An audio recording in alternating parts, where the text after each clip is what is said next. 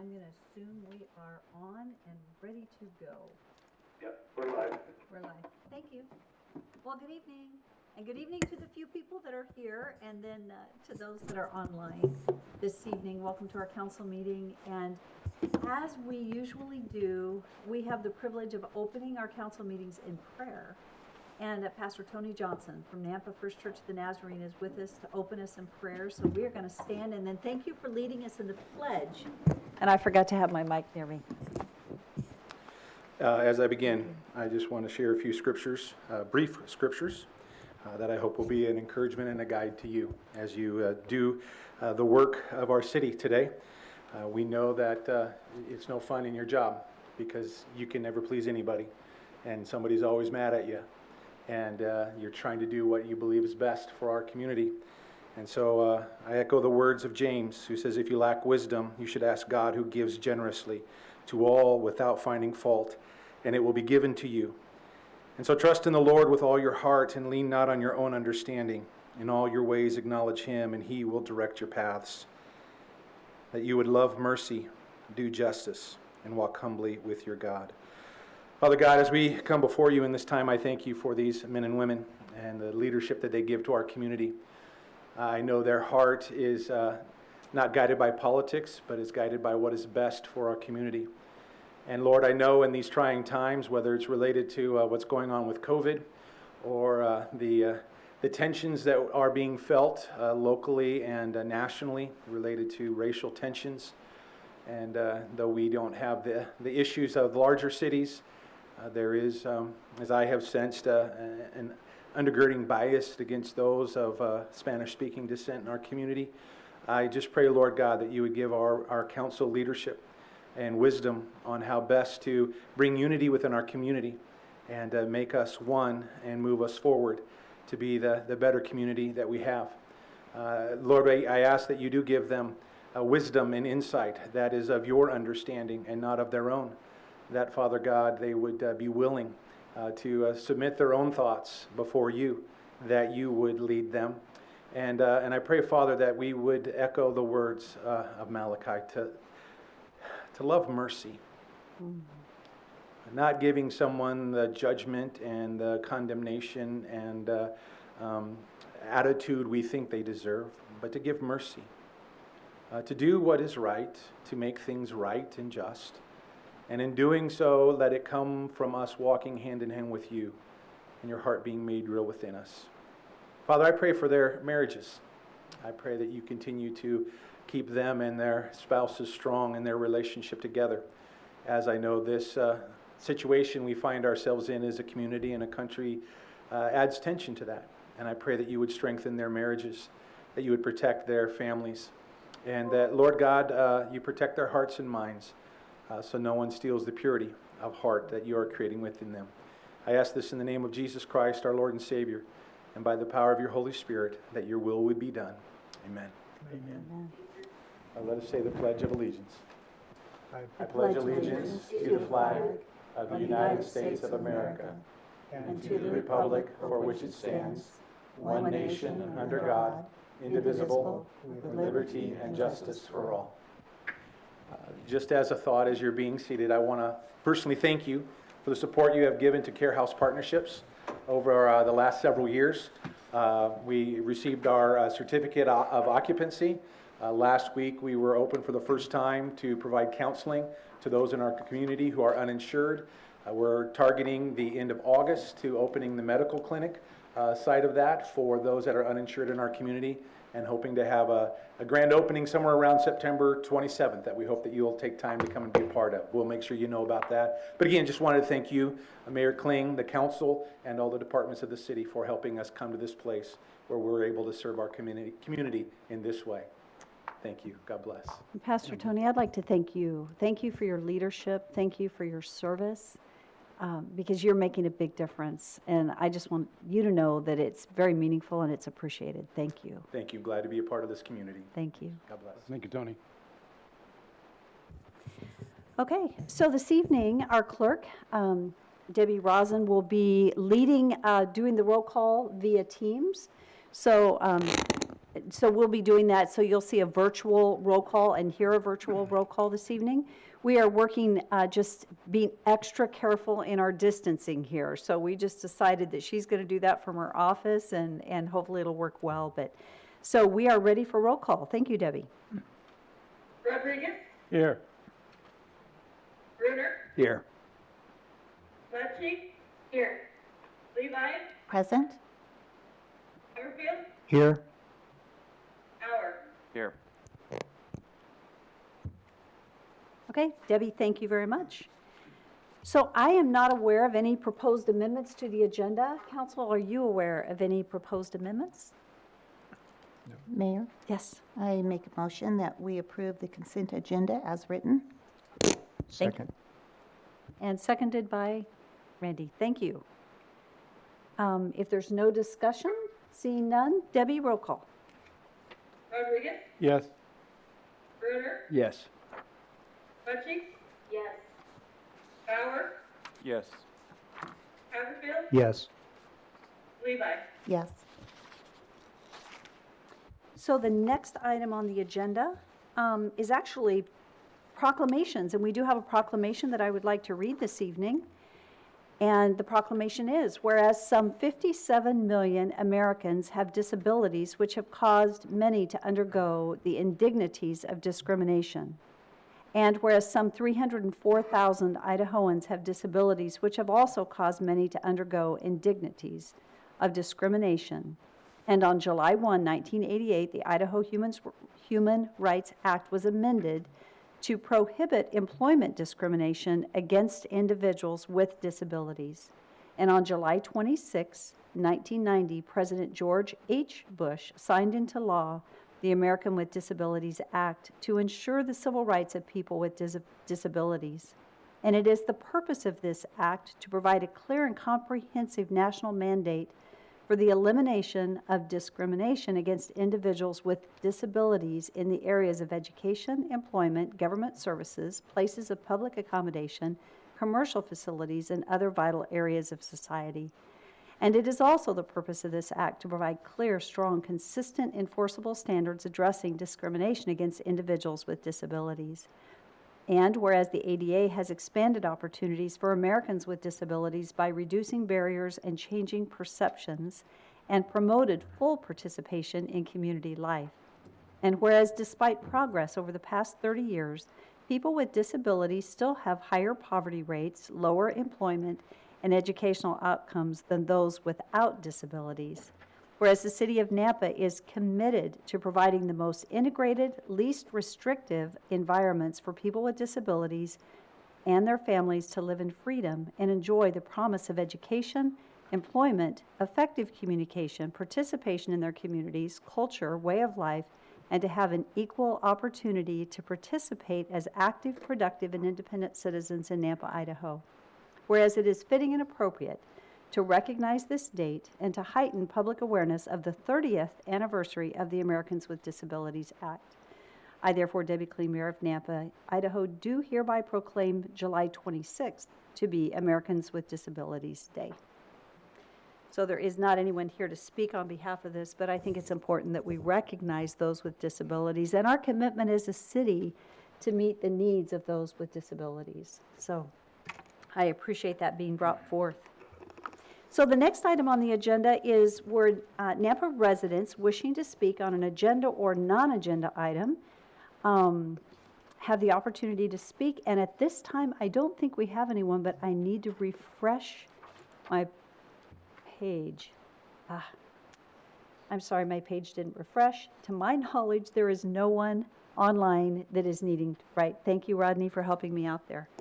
So the next item on the agenda is, I think it's Mayor and Council comments. And I don't really have a lot of comments this evening. I think the only comments I might make is that we all recognize the challenge that we're facing with COVID. And I just want our public to know and council to know that this is with council saying this, we are all committed to doing whatever we can to ensure, and I love our tagline, a safe and healthy community where people prosper. Businesses are important to us. Our economy is important to us, people's lives are important to us, and so we are working collaboratively across the Treasure Valley with other electeds and other agencies to do what we can to encourage people to follow the guidelines that are set forth. And those guidelines, most importantly, are physically distancing, making sure we wash our hands, and then wearing masks. And so it's important that we get our numbers down. I know this weekend, Canyon County surpassed Ada County on one day with new cases. I personally know a number of people that are dealing with COVID, and it's quite a challenging season. And we're doing everything we can within the city of Nampa with our employees to ensure that our employees we have working from home, just so council's aware. We are being very careful to ensure that all departments are available to keep the work of the city going. So, and we've done a good job of that. So we have good teams and good people doing it. So that's just that acknowledgement because it's absolutely front and center. Mayor, I have comments. This is out of my norm, but I did write something that's really been on my heart, and probably 2 weeks from now, I'll have something else that's on my heart. And this is more as a citizen than as a council person, even though this is council comments, but I'm going to read this. Debbie, if I go over 3 minutes, you just shut me down, okay? I'm not representing the city of Nampa for this council in the following, only my personal opinion. I will start with I'm totally in favor of our citizens wearing masks in venues where proper social distancing is unable to be guaranteed. I am not in favor of a mandate and ask our good people in our medical community and Southwest Health District to leave it up to the individual municipalities to decide on what phase, mask mandate, etc. for our citizens. Nothing I have recommended below has anything to do with the medical science, as even our experts seem to not be able to agree. My encouragement for the wearing a mask totally is for showing respect and care for our fellow citizens. I emailed this, and the council was aware of this as far as to the Southwest Health District last Wednesday. And then I just have, of the 223 emails, and I know the fellow council members have received those, and I've responded to. I want to read just one of those. It really kind of touched my heart. Anyway, what I agree, what I'm recommending: 1, keep encouraging the wearing of masks in public places. 2, please do not mandate the wearing of masks in Nampa and Canyon County. Defeats the purpose of limiting group gatherings, as I guarantee there will be mass protests, which we've already seen a small one. 3, with a mandate, who will enforce it? If counting on police, this would be beyond reasonable to take time, focus away from our officers who are doing a great job of decreasing crime. Plus, several officers will be called upon to control the protests, which will also take the time away from protecting our citizens. 4, if need to take some action, I would suggest you utilize our Nampa Chamber to do a survey, or it could be another body, and ask businesses to make a decision on whether they will or will not attempt to mandate the wearing of masks by their customers. This list could be posted on several websites, and citizens can decide whether they're going to frequent or support those businesses. Finally, I personally have received, I updated this, of course, since last Wednesday. I have received more than 200 citizen communications on this issue, and to date, 20 for mandate, 203 do not mandate. Most of the do not mandate voting citizens are not opposed to wearing a mask as long as personal choice is allowed. This is a self-sacrificial email that I received, and people who are wearing masks, I think that's sacrificial, but this really touched me, so if I may. Good morning, Mayor and council members. You folks probably received this also. I won't give the name, by the way. I would like to make it known that I am completely against any type of mask mandate that could be in our near future. As someone who has been diagnosed with multiple lung issues, diabetes, and I'm in my 70s, I still urge you not to mandate masks in our beautiful town of Nampa, and to stand with us if any thought of it comes to Canyon County as well. I do not want others to be forced to wear masks for my well-being. I know I am high risk, so I don't go out. My family takes care of my needs, and I know not everyone has that luxury, but there are so many advantages we have today to make it much easier for people who are high risk to be able to stay home. Mask mandate will only take more of our freedoms. Individuals across the nation were told, slow the spread, stay home for 2 weeks. We were told masks were needed. Now, after months, we are still in this. And not because of people who are selfish and don't want to wear masks, but because of the lack of transparency from our government. Enough is enough. Allow us to have our freedoms. Allow those who want to wear masks, wear them. Allow those who don't to not wear them. We are working at lower capacities in restaurants and stores. We have to stand 6 feet apart. We are doing enough. Allow this virus to run its course, and the only way for that is through herd immunity. Again, that's his opinion. So again, finally, I urge you to not mandate masks. Keep Nampa free, keep Canyon County free. God bless America. Thank you, Mayor. Councilman Bauer. And thank you, Councilman Brunner. Yeah, thank you. I just wanted to publicly acknowledge the emails that I received and the promises I will never mandate a mask. That being said, I'm not anti-mask. I wear a mask in my business. If someone's elderly, if someone has pre-existing conditions, I put my mask on. I'm not anti-mask, but I'm anti-government regulating what someone can and cannot do. And I've heard the seatbelt analogy and other analogies, but you can also go down the road of sugar and outlying fast food. And it's a slippery slope when you allow governments to mandate what someone can and cannot do. I've reached out to the mayor and staff. I do think as a city, instead of getting in arguments about masks, if we can try to figure out other ways that we can help, I think that's what I would like to see as a council. I've reached out about idea, maybe, bring in Crush the Curve to Nampa, maybe making our own test site. I know hospitals are trying, but they also have a lot of, restrictions and different things they can only do. They can only test a certain amount of people. So if the numbers do keep rising here, which they have, I'm hoping they drop soon. I've heard some stuff. I've heard different things. Some think they're going to rise. Some think we're kind of plateauing. I'm really curious what they'll do. If they do keep rising, I think if even creating like a crush the curve site here where people could get results in 3-4 days or less, sometimes 2-3 days, then businesses that are getting their employees tested. I had an employee get tested by St. Al's, and it was 14 days. There's a false result, and it was a 14-day. I didn't have this employee working for 14 days, so things like that can really hurt businesses. If we can find other ways, look for solutions that we can help our businesses through this, I'd be really happy, and that's what I would encourage our city to do. Thank you. Mayor. Councilwoman Mucci, and then Councilman Rodriguez. Thank you. Excuse me. Thank you. Thank you, Mayor. I think this is a really important conversation. I too have received many emails asking for no mandate for masks. I am very much in favor of face coverings. My colleague Samantha Hickey was buried today. 45 years old, left 4 children behind.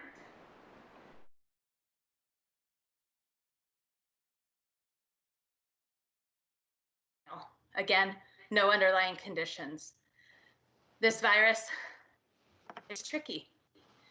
It can impact profoundly some people and not at all others. And I think I've heard our Dr. Souza at St. Luke's talk about testing is like measuring how large the fire is without putting mitigation efforts in place. What are we doing to douse the fire? So we can test people today, they can be positive tomorrow with a negative test today. I think it's incumbent on all of us to do everything we can in our county to reduce numbers, to allow hospital capacity to be used for things other than COVID. We have people who are very, very ill in our community who are foregoing really important medical procedures. The hospitals are again going to have to limit electives beginning next week. This is not something that we can continue to do. So I am all for masking, social distancing, hand washing, everything that we need to do to douse this instead of just measuring how big our fire is. Thank you. Thank you. Councilman Rodriguez. Yes, thank you, Mayor. Also, in our community, I have received, as well as our other councilmen and women, over 150 or so emails.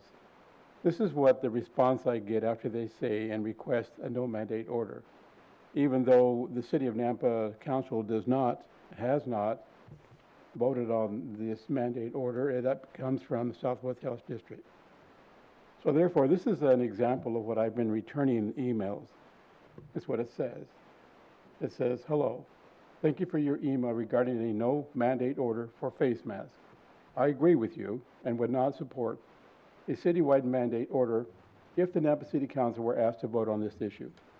I understand that the Southwest Health District Organization is designated by Idaho statute to determine the extent of prevention and will be discussed in the next step at their next meeting, which was going to be tomorrow, which has been canceled. However, I am worried for my family and community regarding the coronavirus and therefore wear a face mask and follow the 6-foot distance and hand washing for prevention and spreading of the virus. How you protect your family, your community, is your responsibility, and I wouldn't impose on how you could do that. I truly appreciate hearing from you, and thank you for your voicing your opinion on this issue. God bless you and your family. Most of the responses, in fact, 100% of the responses I have received have been voluntarily, thank you, we will do what we can. We will help our community. So I just want to point that out, that it's amazing that our community has come together and is coming together. So that's what I had to say. Thank you, Mayor. Thank you. Are there any other comments? Seeing none, I will say, what have we done? And I'd like to share what we have done. So one thing that I started a couple of weeks ago was dialogue with our assisted living facilities, with representatives from the state of Idaho and from Southwest District Health and our healthcare providers to resolve the issue of patients that test positive at a hospital that should not be going back into an assisted living facility, and so that we can continue exposure. And so we want to stop exposure if we can, because we know the most vulnerable population and the largest percentage of deaths are amongst our seniors at our assisted living facilities. So the outcome of those discussions was that we helped identify a facility. It happens to be in Boise, but it is a COVID facility, so that rather than sending people from Nampa to Twin Falls, which we had, I think there were a total of 9, and which I think it was Nampa hitting their capacity, its staffing capacity was 9, and quite a distance from where they normally are. We now have a local facility in the Treasure Valley that we can use if someone tests positive for COVID. And that group is continuing to meet, and we're continuing to identify solutions so that we can protect our most vulnerable elderly population. I'm very pleased with the outcome of that. It took some pushing, but we got it done. The other thing that I've done is called together a group, and I haven't decided what to call it yet, but the initial meeting had our senior level healthcare officials in that meeting. Had some great dialogue. Ed Castledine is helping lead that on my behalf. And his first question is, what is our goal? I really appreciated that question, what is our goal? And it really does center back around having a safe and healthy community where people prosper. And the thing that they talked about was our economy, our businesses. It's about the overall health of our community. It is COVID related, but it also has to do with the number. We had another suicide today, I believe. Is that correct? Our suicides are up well over where they were a year ago, and that is very, very unfortunate. We know that domestic violence, we know that child abuse is up. We know that our schools have questions about going back to school, and kids need to be able to go back to school. This whole environment is extremely challenging, and I guess what I want everybody to know is that we've got people, we're working on it. How do you get it? And you know what? The only way we're going to get our numbers down is if we all come together and do our part, right? Most of the spread is between family members, friends, small gatherings, weddings, funerals, graduation parties, 4th of July. It just created a huge spread. I did just look at the numbers, and so today we have 15,266 cases. We have 393 new cases today. That's really good news because that's down from what it has been the last several days, so I'm pleased with that. Our deaths are at 122, but I'm glad to see that we're not in the 500s. So that's good news.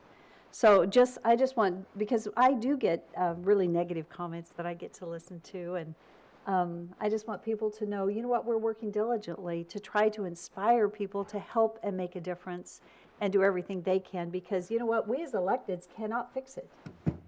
We cannot fix it, and we don't believe in mandates, but we can't just fix it. And so it takes everybody working together. So my preaching for today. So moving on, So tonight, we don't have, the next item on the agenda are agency and commission reports, and we do not have any agency or commission reports. We will move to staff communications, and our Nampa Police Department has a staff report. Chief Huff, thank you.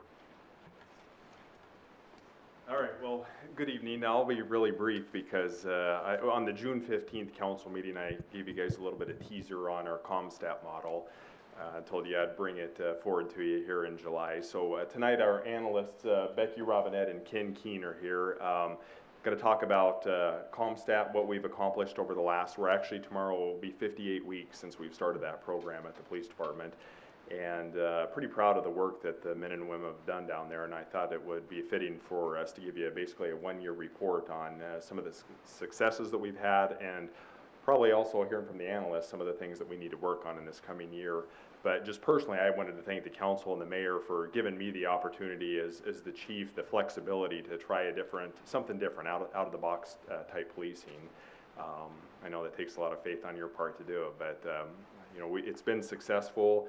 And we've had some learning experiences that I'm sure Ken and Becky will talk to you about tonight. But I think it's only about a 10 or 15 minute presentation for you. But again, I just wanted to thank you guys for the faith that you had in us to try something different. So with that, I'm going to turn it over to Ken Keene, and then he will turn it over to Becky Robinette. Should 10 or 15 minutes. So thanks.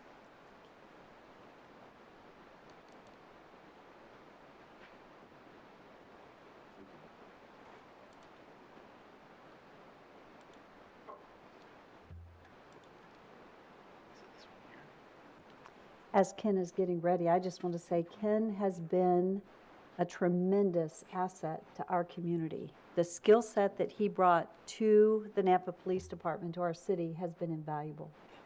And he's been really appreciated. Good evening. I'm always pleased to be here. This is our ComStat slide that we always open up with. I want to thank all of you, as the chief did, for the opportunity to do this and be in a city where there's such a positive attitude towards innovation, collaboration, change, and looking at different things that can be done, not the way we used to do it, but new ways to do it. Because as you know, because I'm sure you get the statistics that I get, our city's growing really fast. I used to drive by cornfields to get here. Now I drive by developments to get here, and I love seeing the growth, but it brings a lot of other things. So when we open a ComStat meeting, Becky and I will stand up and do a few moments of statistical analysis for the chief, the captains, the lieutenants, other sergeants that are in charge of different divisions. And we start with this slide because we're blessed with a beautiful police building. And then we go to the next slide, which is always the first one that we show. And you've gotten all of this in your emails. And if you're not getting them, let me know, because I'll make sure you get them. But this is one of the things that we look at, and it's just a basic 8-crime barometer of how we're doing across the whole board. And we're right now, year to date, at about 12.5% reduction in these crimes. Now you see we put the percentages on the far right, so you can see for each particular one we're down. And notice rape is down 27, almost 28%, robbery 50%, ag assaults, they're up almost 2%, burglaries are down, breaking into vehicles, which is auto burgs, are down, but grand theft auto, stealing cars, they're up. And it's both cars and motorcycles we're finding. But this year, year to date, we're down almost 13%. We ended the year last year down about 23% from 2018. So those are big steps, but what they mean is, and as we look at this next slide, we always keep this number in front of us, that it means we have 145 fewer victims. And for the police department, raising the quality of life is a primary goal that they have. And so we look at the fewer and more column, and that helps help us focus on what are we doing well, what's going right with the citizen behavior, and what's not going right. And we see we have 2 more ag assaults, 13 more vehicles taken, but we had 37 fewer homes broken into. We had 13 fewer women that were assaulted on the streets of Nampa. And for me, as a crime analysis guy coming from LA, these are great numbers. These are phenomenal numbers, particularly with the severity of what we see. But these numbers also point us to a few more things as we go to the next slide. Ag assaults are up, and so we break it down, and you're just seeing a few categories that we look at. there's probably 24 different categories of offenses that make up aggravated assaults. We break them down like this every single day to look at the increase and decrease so that we can see, are we missing something? Did we miss something? For example, if you look at domestic felony assaults, Madam Mayor, you just talked about that. We see some things are up. Those are areas we need to address. Things that are down, how come they're down? Why are they down? How come those are successful, others aren't? What can we use from one area to help another? We look at assaults against police, they're down 25%. It only represents 3 and 4, but it's still a number, and it can help tell us a story. But we look at assaults with firearms, it's up 1. I know it's just 1, but what does that tell us? We're always asking those questions of the numbers. If we go to the next slide, you mentioned domestic issues. Here's our domestic sampling of a few of the offenses, and it tells us what's up and what's down. And we know that domestic assault enhanced with children present, up 4%, but it's still a number because the most vulnerable in our society are part of something, and it requires us to look at that. So we're always asking, what is it? And then we look at something like assault strangulation. Why is that up so high? Are we qualifying the crime correctly? We look at reports. We look at the way police officers will code it, and then what do records do to code it, and are we getting that right? And is the consistency the same today as it was last year and the year before last? So we're not just combing through this year's crime, we're combing through last year's crime again. And then we do it the previous year again to make sure that the standard we set is consistent, that we are using the same rules to look at the crime analysis and the numbers so that we don't miss something. And if we do miss something, we make a correction, and we really make a pretty public statement of, we've made an error here. We want everybody to know what that error was. Why did it occur? What did we learn? How did we fix it? And now here's the new numbers. So we have a process that goes through all of this. If I Councilman? may, man, I'm sorry to interrupt, Mayor, if I may. Ken, so can you give me the distinction between attempt strangulation and assault? What's the line? Where does one go over to the other one? It's when clearly in the investigation by the officers and the investigative staff, he tried to choke me, or she tried to choke me, but I got away. The attempt is because it's an escalation of violence. And so when you actually have someone who's actually done the assault, that's one thing, but we track attempted because it indicates levels of violence. And is there an escalation? Does someone at first just smack someone around, and then before long now they're really punching and beating them? Is there a pattern? Is there something we can see?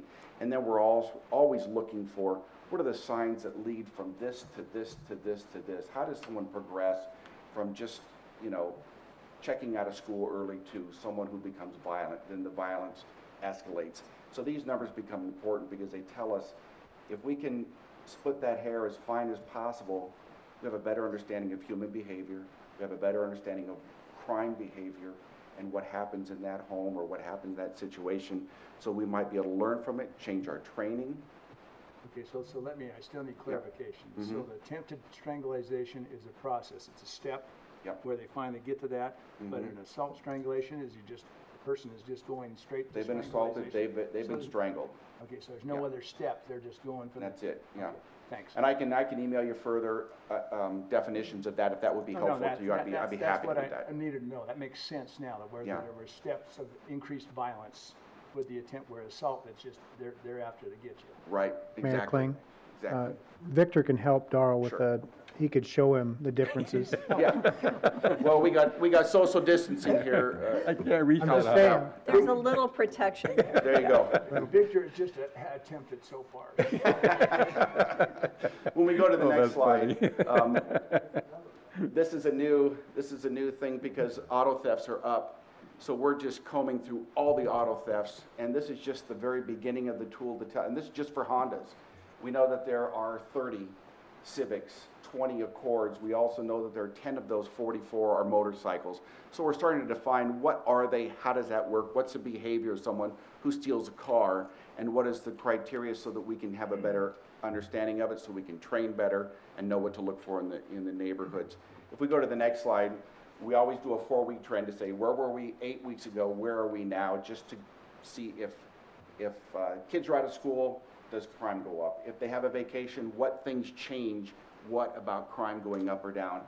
When we look at the next slide, this is just a 3-year look at it. It looks like scribble. I know it looks like my grandson got on my slides with crayons, but the green line at the top, that's 2018, and that's Part 1 crime by week. The number of weeks are on the bottom of the graph, and the sidebar on the left tells you that's the number of Part 1 crimes. The green is 2018, the red is 2019, and the blue at the bottom is 2020. In 2018 and before that, we know that most of our crime happens between July 1st and December 31st. The first part of the year is a little lighter. It escalates and continues on. We have holidays, all those kind of things.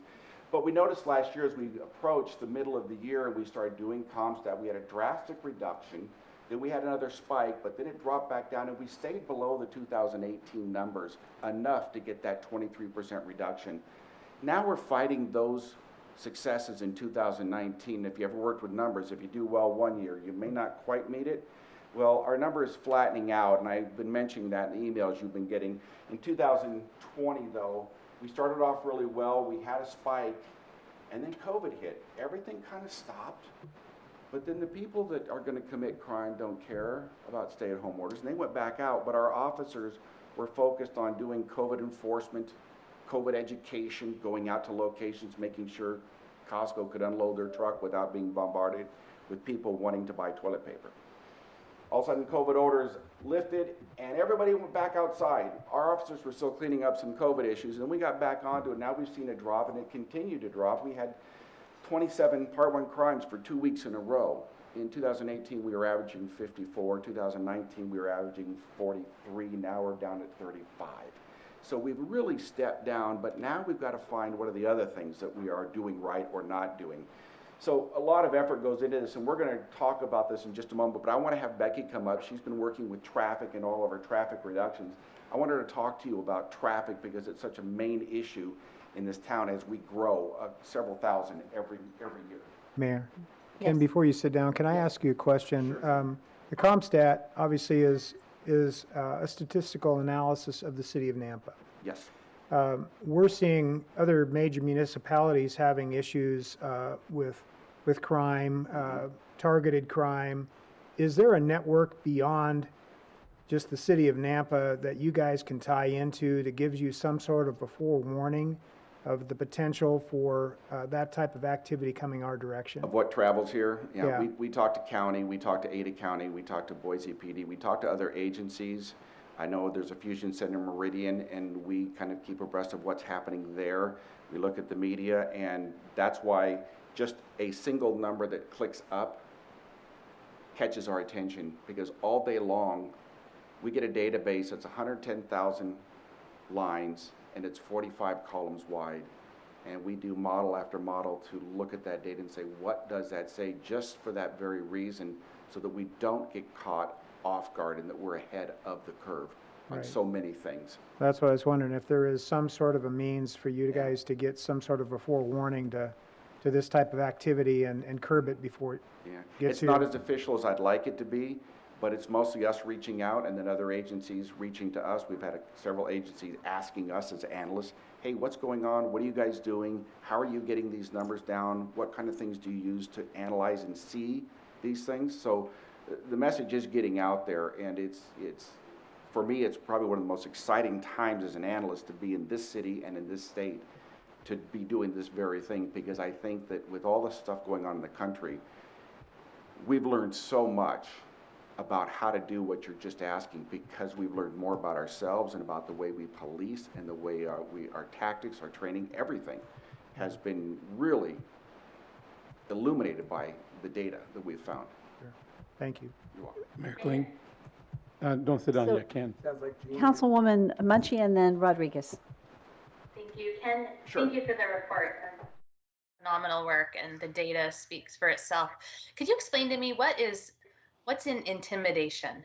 On one of your slides, you had something about intimidation. What is defined in that? Because when I'm looking through that, if you had a firearm, I would probably feel intimidated. Yeah, assault intimidation versus assault with a firearm, or any of those. What's defined in that? Councilman Rodriguez? Do you want to answer? What is assault intimidation? Do you want to give that one a go? Sure. I can tell you, I don't have that off the top of my head, other Yeah. than looking at it and saying, okay, let me find the definition and send it to you, because that one I just don't have off the top of my head. I can do it, okay. Intimidation is when you imply a threat. And also, you may not have any contact, physical contact, but it is implied that you're going to harm or hurt or harass. Did I do good, Chief? Excellent. Right on, dude. Thank you, Councilman Rodriguez. You're welcome. You rehire him? The money. Oh, money.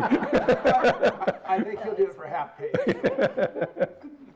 Yeah. From Becky on traffic, she'll be able to. Okay, And I think had a quick- Councilman Rodriguez I has had a quick question. Yeah. question. Go ahead. Okay, so when Randy asked you about information is being delivered and obtained from different agencies, you mentioned diffusion center. I know what it is, but I don't know if Randy knows what it is. Also, intel gathering is done every day with the Treasure Valley and Idaho State law enforcement. So would you explain that for that? The Fusion Center has people from all over the Treasure Valley. I know we have. What did you call that The again? Fusion Center. Okay. It's housed in Meridian. I think it's the ISP building Right. itself. I've been there a couple of times. We have one of our CSOs that works there on a pretty regular basis, I think once a week or twice a week.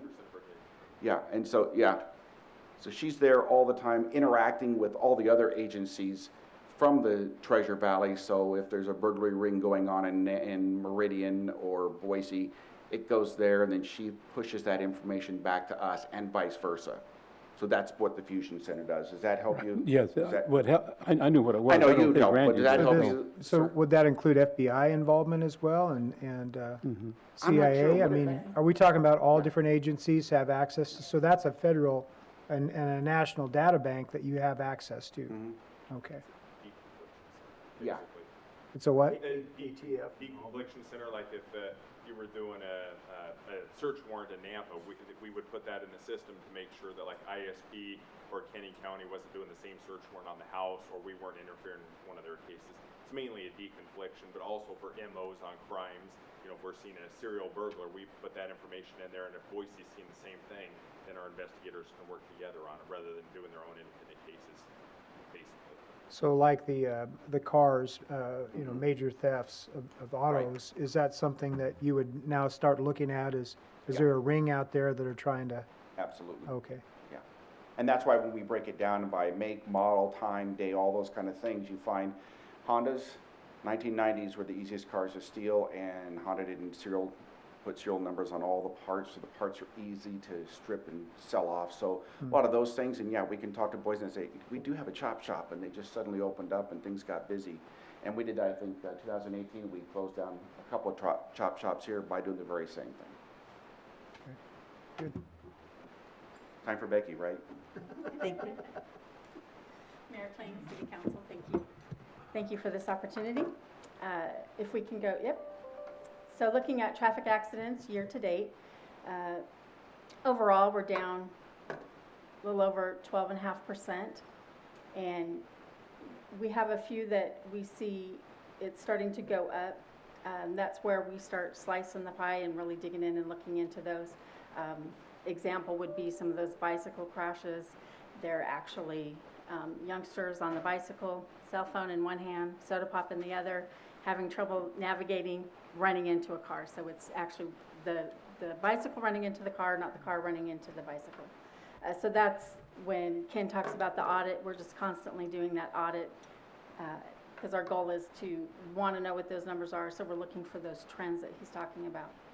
And then overall, if we can go back to that, overall, the biggest part on there, the injury crash is down 35%.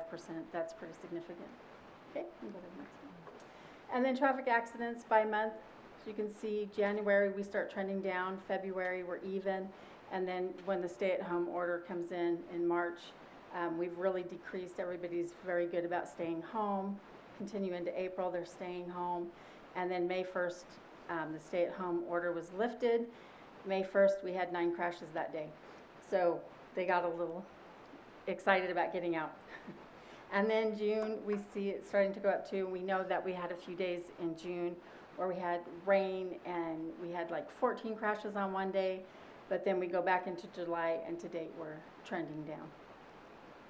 Interestingly enough, the time of day, we break it down by areas, and you see those in your packets where we have the area breakdown 1, 2, and 3. And up until last week, or as of last week, that high time was the 12 to 2 time frame. And typically, it's the end of the day where folks are coming home, the rush hour traffic, that's when our high crash time is. But that 12 to 2 time frame, we're looking at people who are working from home, having their meetings at home, they're getting up, they're probably still in their pajamas, they're walking around, and then they start getting ready to get out, and we believe that that 12 to 2 time frame is when they're getting out, going to pick up something to eat, running their errands. But now we can see that that number is starting to move back to the typical end of the day. And at that point, I think I'll turn it back over to Ken. Just a moment, young lady, Mayor Kling. Okay, so you have, I know what area 1, 2, and 3 is, but I don't know if the other council members do. Would you explain that designated area? Area 1 is the Stampede area, which is from the railroad tracks downtown over to 20th, 21st, 16th. How far over does it go? Northside Boulevard. Everything north of the tracks from Northside Boulevard east is Area 1. Yeah. So that would include the marketplace? No. No? East of it. Garrity, okay, so from Garrity over. And then Area 2 is the University District, so that's your downtown where the police department is located, down through to past the university. And then Karcher is your Area 3, which picks up over off of Roosevelt, and then Roosevelt up past the boulevard. Does that help out? And on the maps that we send out, they're color-coded, so we can send explanations for what each of those areas are, if that helps. Thank you. Becky, thank you, and thank you for your work. Thank you. Becky is amazing, and she won't tell you this, but I'm going to. About 7 years ago, she was asked to do stuff for the department. She wrote a program that enabled us to download data from the database, not knowing what we would need. It is the foundation of everything we do, every number we pull, because she didn't know we'd need all those categories and fields. She didn't know we'd need 45 columns wide and 110,000 deep. So it's basically her work, and she didn't even know it at the time, but now she's writing formulas, algorithms, all this stuff. She's phenomenal. This is, I want to just close with a couple of these slides. This one we always throw up there, and I know this is important for us, but we watch how the population grows and what our needs are, and I know the chief has hammered you guys on this stuff, because that's his job, because we need more officers. And we do this, and we go to the next slide, and here's where we get the data from. Every time there is a final plat approval for a subdivision, we plot it. And we plot it so that we know where the growth is, so that we know where we're going to need to put resources. The purple ones or fuchsia ones are the multifamily residents. We want to know, where is the density going to change? How will that change traffic? How will that change schooling? How will that change calls for service? We put that out there, and we recently met with planning, and they didn't have this, and they thought it was quite interesting, and they go, well, we're putting places there, and I go, yes, you are. And now we're looking at all multifamily residents to overlay with other data because they wanted it. So we're collecting the data. So now we're working and collaborating with other departments as well, because data is a new language that we're learning, and we're really excited about the broad nature of what it can do. And so all in all, just to wrap this up, I put a few things up here on the next slide. For CompStat, our method is to identify problem areas, and they can be anything. Not just crime. It can be anything. Any department can use this idea. Develop a plan and then evaluate the results of the plan, and then scrutinize the data daily. We do this all the time. I don't think any department scrutinizes itself more than the police department. And whether the numbers are good or bad, we give them to the man. If they're bad, we toss them in the door and run. If they're really good, we walk in and say, hey, these are your officers. Go to roll calls and say thank you. But our goal is to scrutinize and evaluate or the method is this, the goal is, if we go to the next slide, is to learn. Everything is about learning. Our city is changing so fast, if we don't learn faster than it's changing, we're gonna always be behind the time. Councilman Haverfield, you talked about, do we know, are we ahead of the game? We're always looking to do it, because we wanna know, what do we do well, what can we do better, and how can we be a better partner for the community? That's our goal, is to be a better partner with the community, so that this beautiful city that we all love stays beautiful as it grows, and really becomes a model on how you do policing, how you do all kinds of things. The numbers I see every day, I gotta tell you, the entire department is learning about data and how we do things better, more accurate, more clear, and how to innovate, how to collaborate. And it's changed radically in the 2 years I've been around, and I'm telling you, it's just been a great place to work. You're not gonna say anything, right? I don't, no, you finish, or you? No, that's it, I'm Okay, done. I do have a, There you go. I always have a question, so Mayor, if I may. One of the probably the most frequent concerns we hear in new development is people with anxiety in single-family homes when a build home, yeah. comes. So how are our stats actually with crime from multifamily development to in a single-family area? Do we have those stats? We're working on models right now, but I can tell you as density goes up, crime goes up because it's human nature and different Because they're kinds of living things. closer together. Living closer, and the nature of the crime tends to be different. What I've found in developments, they move in, a new development of single-family homes, the first year, we get more calls for service, but then as they learn to live with each other and how the society, how the little community works, calls for service tend to drop back down to a certain level. But we are working with planning and looking at all the multifamily homes to see what can we overlay crime, and is that true or is it a perception? Because we'd rather know, is it true, and work on the truth, not a perception. So would it be advantageous for us to have, I don't want to put more work on you guys, but advantageous when we're looking at development, Rodney, to have police input as far as the area that multifamily facility is being considered and so on before we make final decisions?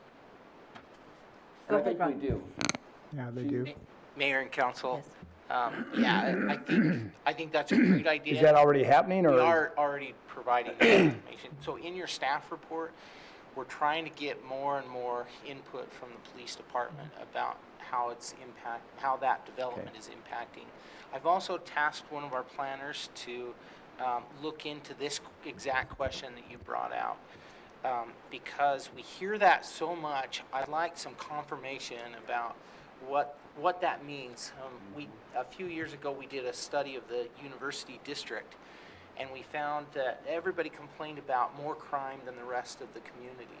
But when we looked at the crime data per population, it was almost exactly the same as the rest of the community. So when population increases or density increases in an area, you're going to see some more crime, but at least in that case, it was because of more population in the area. So we're looking into that. We're looking at some other studies that are done across the nation right now to see if there's more information about whether multifamily actually results in more crime. And again, we want to do the truth, not a perception, because I think the numbers will tell you the real story, and I think we work better when we know the truth. Mayor, Yes. just, Ken, Yes. it pleases me, I just want you to know this, from a small business owner perspective, as we are asked to do more with less, as far as leaning up our businesses, tasking employees with maybe things that they weren't normally used to doing, but knowing that we have limited resources to work with, it pleases me to know that you guys are doing the same thing. You're making more out of with what you have. It doesn't fall on deaf ears that you need more officers, but it pleases me to know that you're bringing us reports of lesser crime, not more crime. And you're doing it with the current deployment that you have. But again, it's not falling on deaf ears that we know your needs, and we're cognizant of that. But I just want you to know, from a small business owner perspective, you're in the same fight that I'm in. Economically, it's tough out there. So we have to learn to do more with less, and it sounds like that's what you're doing as well. So, I can tell you, just in closing, I've never worked for a finer police department or seen a finer police department work. These folks work hard, they know they have what they have, and they go out every day to accomplish the goal that's set before them in roll calls and in briefings. It's just a phenomenal department from top to bottom. It's a great organization to work in, and I do appreciate it every day. and I'll say this too, I mean, I've used your CompStat numbers in discussions with people that have taken it upon themselves to think that we need to defund our police. You know, that same mantra that's come in here is, hey, don't bring that to us. We know what our crime is like, and it's down, and this is why. And it's great to be able to use those numbers to defend you guys, what you're doing, and defend what our city's doing in support of you. Well, and I think we're ahead of the curve on all those defunding arguments because our training for our officers is just exceptional. The work that they do to be ahead and to be informed and to be a good partner with the community, they're doing it. And our officers care. They live here. They live in this town. They care about this place. Yeah. So I think that's very true, but I appreciate your comments. Yeah, thanks. Outstanding work. Thank you so much. And our staff reports do reflect information both from police and fire because they do weigh in on our development. So when we have a new development with a number of residential or multifamily, you'll see in the staff report that there is an indication of the number of officers that would be required or fire to actually provide services to that development. So, awesome. Thank you. Great work. Great work. Yeah, they're doing great work. You are too, the whole team. Thank you. Okay, let's go ahead and do our Public Works staff report, and then we'll step into public hearings.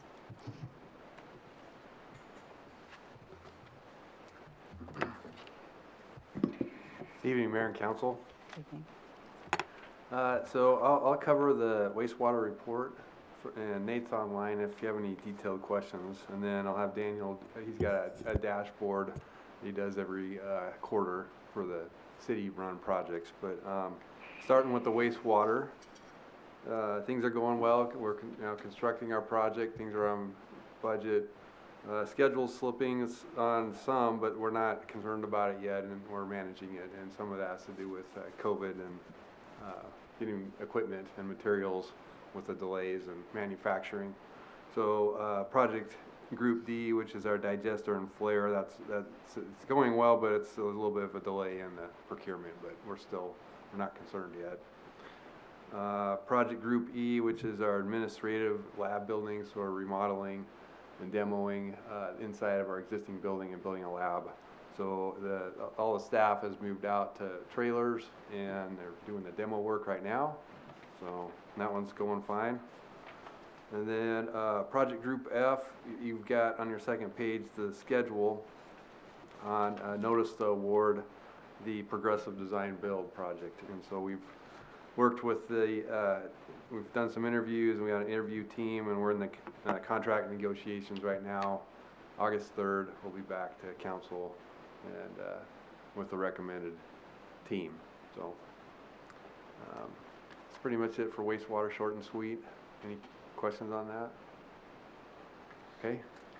So Daniel, it looks like Daniel's on, and I'll turn it over to him on his dashboard. One second, let me get my screen shared here and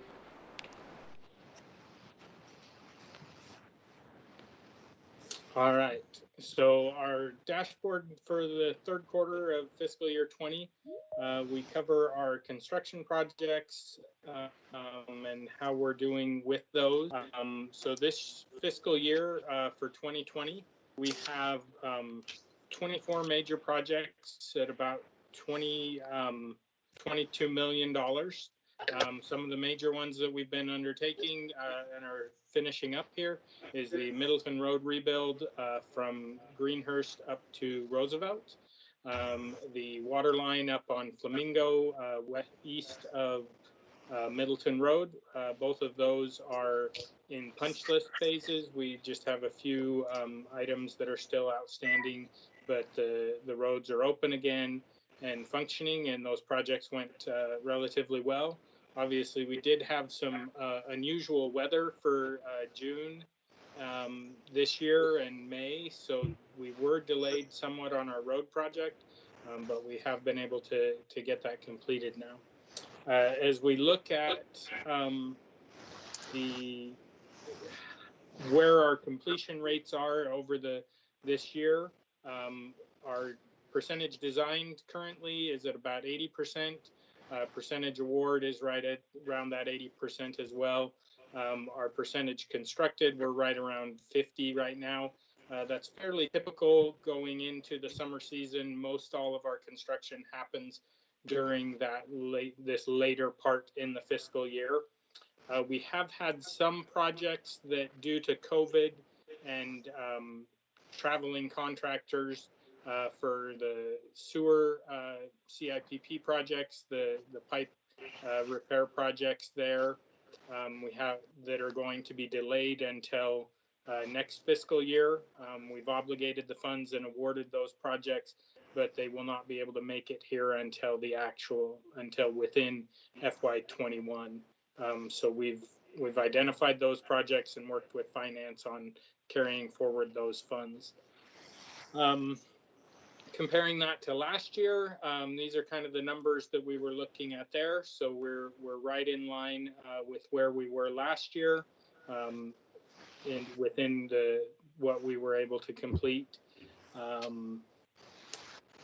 For our project savings, we've identified project savings from in-house staff work on inspection. We were able to bring on Ray Rice from our he used to be one of our engineering inspectors and then went over to the EC environmental compliance, and we've been able to bring him back into engineering to do inspections again for us, and we've been able to save money on a number of projects that he's been inspecting for us.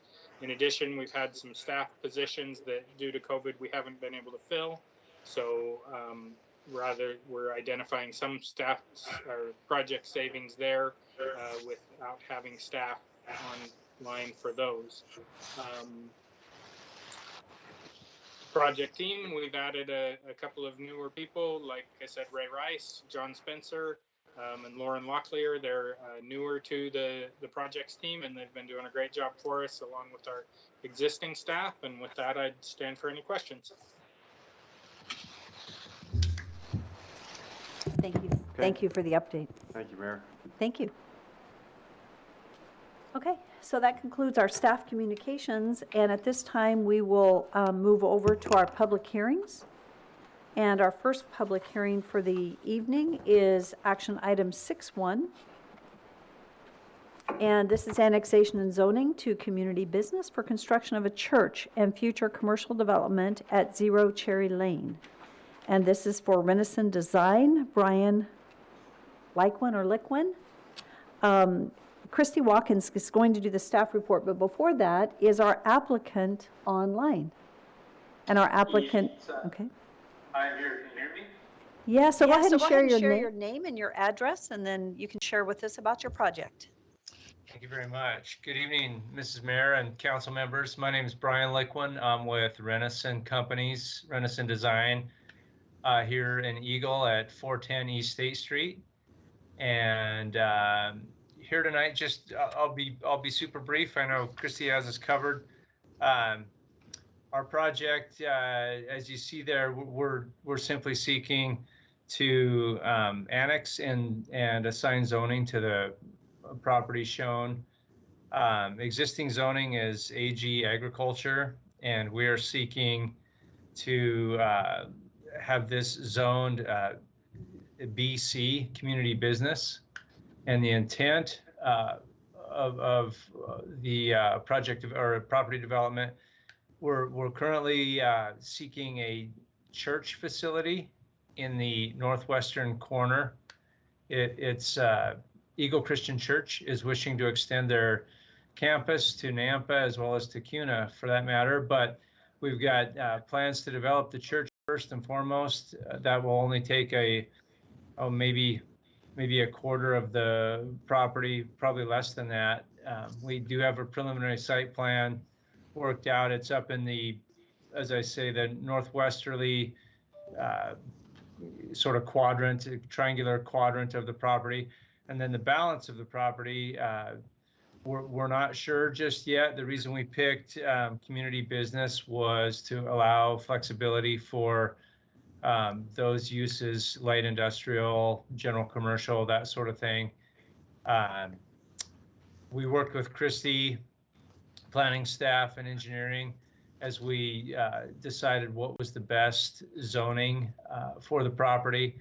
And at her leadership and guidance, we selected the community business BC. Let's see what else. We went through planning and zoning, and of course we're approved. The same conditions apply at this point. We're good with those conditions, the recommended conditions of approval. One thing that we wanted to note, we noted the last time, the first meeting, our owner, John Renison, attended and represented the development team.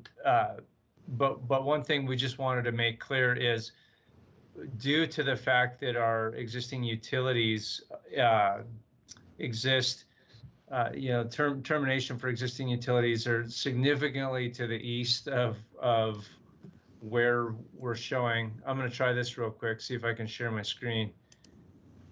Oh. Let's see if that worked. Yeah, so this slide, I believe you guys can see my screen. Is that correct? Yes. Yeah, thank you. So you can see existing utilities to the east of us. We've got water, pressurized sewer, pressurized irrigation, and gravity sewer. All are coming at significant length or significant distance to our project. So the church leadership and ownership wants to proceed with development of the church property as quickly as is feasible.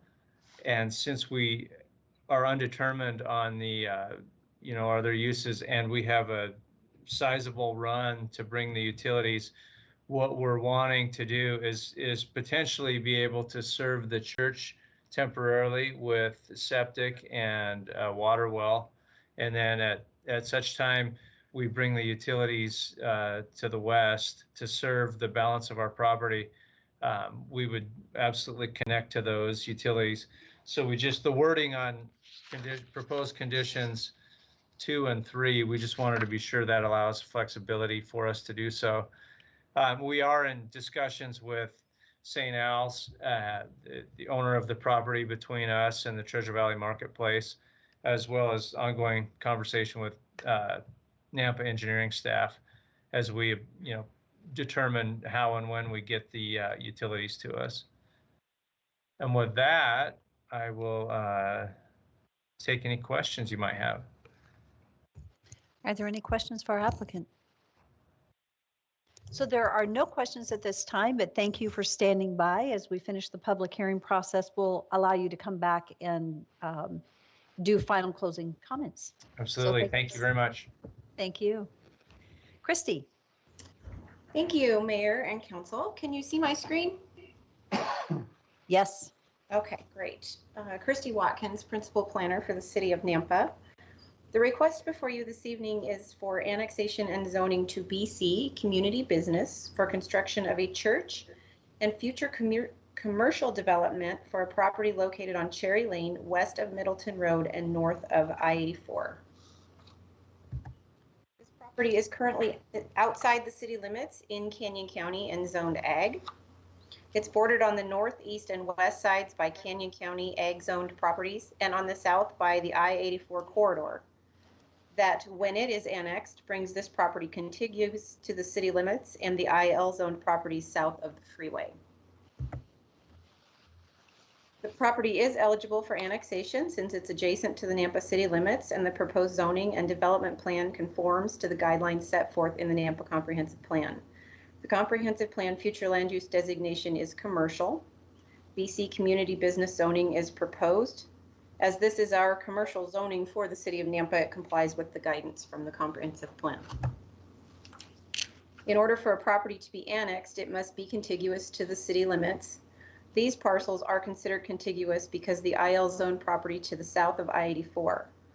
Therefore, we have included the portion in the map here, that you can see the portion of I-84 adjacent to these properties that will be included in the annexation request. So upon approval of the BC zoning assignment, the attached uses will be permitted or allowed via conditional use permit, and those were all attached in your staff report. You can see that the list is pretty extensive. We also attached the signage requirements, or the allowable signs. Those are in there for your reference as well. So as he mentioned, water, sewer, and PI are available, but they're well over 1,500 feet from the property's easterly boundary. The properties to the east and the south are currently serviced by police and fire. We did not receive any comment from them regarding the annexation of this property, but we can assume that because the properties around are serviced, that this will be serviced as well. Access to the property will be from Cherry Lane, which is classified as a minor arterial. Engineering has some right-of-way dedication and improvement requirements, and planning and zoning will have frontage landscaping requirements at the time of development. Any building projects within the BC zone are also subject to design review. So for staff analysis, from a land use standpoint, the location is shown on the existing comprehensive plan as general commercial, and the proposed BC zoning is compatible with that land use designation. If council chooses to approve the requested annexation and zoning, we would recommend the following findings. The parcel is contiguous to the Nampa city limits via annexation of the adjacent I-84 corridor. The area can reasonably be assumed to be available for orderly development within the city limits. The proposed zoning conforms with the city's comprehensive plan, and the property owner requests annexation and zoning to BC for construction of a church facility and future commercial development. The church facility is an allowed use, and future uses will be weighed according to the permitted or conditionally permitted uses on the list. Correspondence was received from the Nampa Parks Department, the Building Department, the Irrigation District, CenturyLink, and the Engineering Division. Some of these items include requirements for 10-foot sidewalks along Cherry Lane, irrigation easement licensing, possible relocation of CenturyLink facilities, and standard building and frontage improvements from the Building and Engineering Departments. The conditions of approval are listed in your staff report, and they include those same items that I just discussed.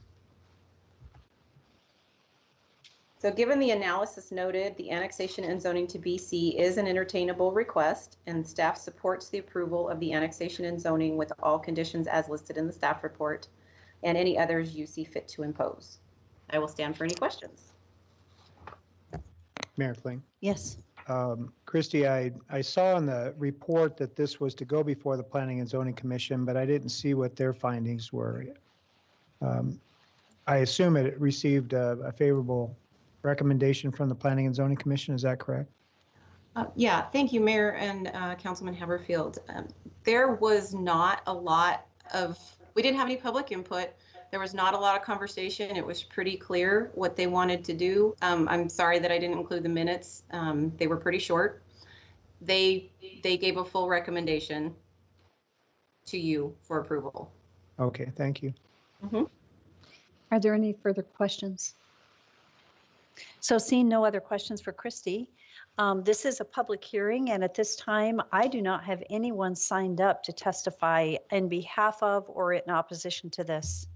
So Rodney, do you know of anyone? I don't see that anyone has. Just want to make sure from Debbie Rosen that we didn't receive anything via email today. And to my knowledge, no one has signed up. That's correct. Is that correct? I received nothing in our office. Thank you. So seeing none, this would be an opportunity for applicant to come back and provide some closing remarks if he would like to. So Mr. Is it Liquin or Liquin? Yeah, thank you. It's Mr. Liquin. Yeah. Liquin, thank you. Yeah, you betcha. No, we're in good shape. Thank you so much, Christy, for the presentation, and I think we're good at this point. Okay, thank you. Are there any questions for the applicant before we close public hearing? Mayor, Yes. Thank you. Mr. Liquin, is that Yes. the name? Yes. Question for you. Getting this property zoned to community business for land uses, is the church going to retain the rights to who develops and what they can develop on the land? Yeah, essentially, so the owner of the property is working with the church to provide for the church to deploy that development. So the ownership will be consistent. The entire piece is owned primarily by Caleb Roop from the Pacific Companies. And so he will, with our partnership in terms of his development support group, he will retain ownership and control of the property. So there will be that consistency. A further question, Mayor. Rodney, so is that correct that they can retain the ownership, but can they dictate then what uses? Because as I'm looking under community business, I would imagine that there are some uses under here that they would not be interested in having next to their church. Yeah. So, I mean, that's a private discussion, a private agreement between the two parties. They would be limited to what is in our code for allowed in the BC zone. If they have specific types of uses they don't want to see, that would be between those two private parties. Okay, perfect. Thank you. Are there any further questions for the applicant? Okay, seeing none, I would stand for a motion to close public hearing.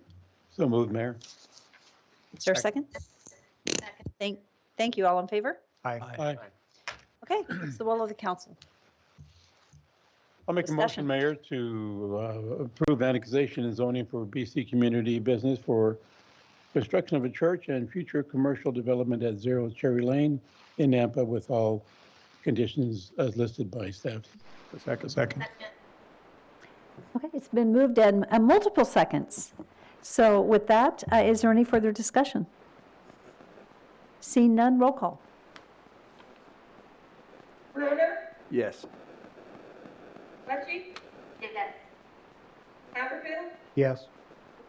Howard, Yes. Levi, Yes. Rodriguez. Yes.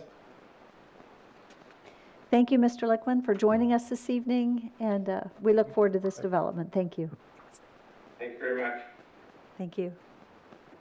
Okay, moving on to item 6.2 on the agenda. This is also an action item, public hearing. It's a variance to sections of 10-8-5C and 10-8-6D in an RS single-family residential zoning district at 4604 South Feldspar Avenue to reduce the minimum interior yard setback from 5 feet to 4 feet 6 inches for an existing storage shed on the property.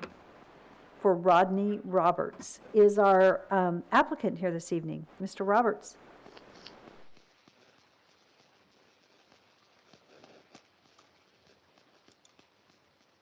So, Mr. Roberts, are you with us this evening? Yeah. Hi, thank you. Would you like to introduce yourself? Give us your name, address. I think we've got it, but go ahead and repeat it, and then tell us about what you're wanting to get done. Yes, I am Rodney Roberts. I live at 4604 South Feldspar Avenue, and I had a shed brought in and placed in the corner of my property in Lava Springs subdivision, and I am requesting that the shed be placed or be allowed to stay in its current location. Your building inspector, Carol Chiacco, came out and measured the location of the shed and gave me the dimensions off the property line, which is not the required 5-foot setback, and I'm just requesting that the shed stay where it is. Okay, thank you. Does anyone have a question for the applicant at this time? Okay, so we will have you come back at the end of the public hearing and to give some closing comments or answer any questions that might come forth. So just hang tight. And at this time, we'll look to Rodney Ashby. Rodney, are you our staff report? Right.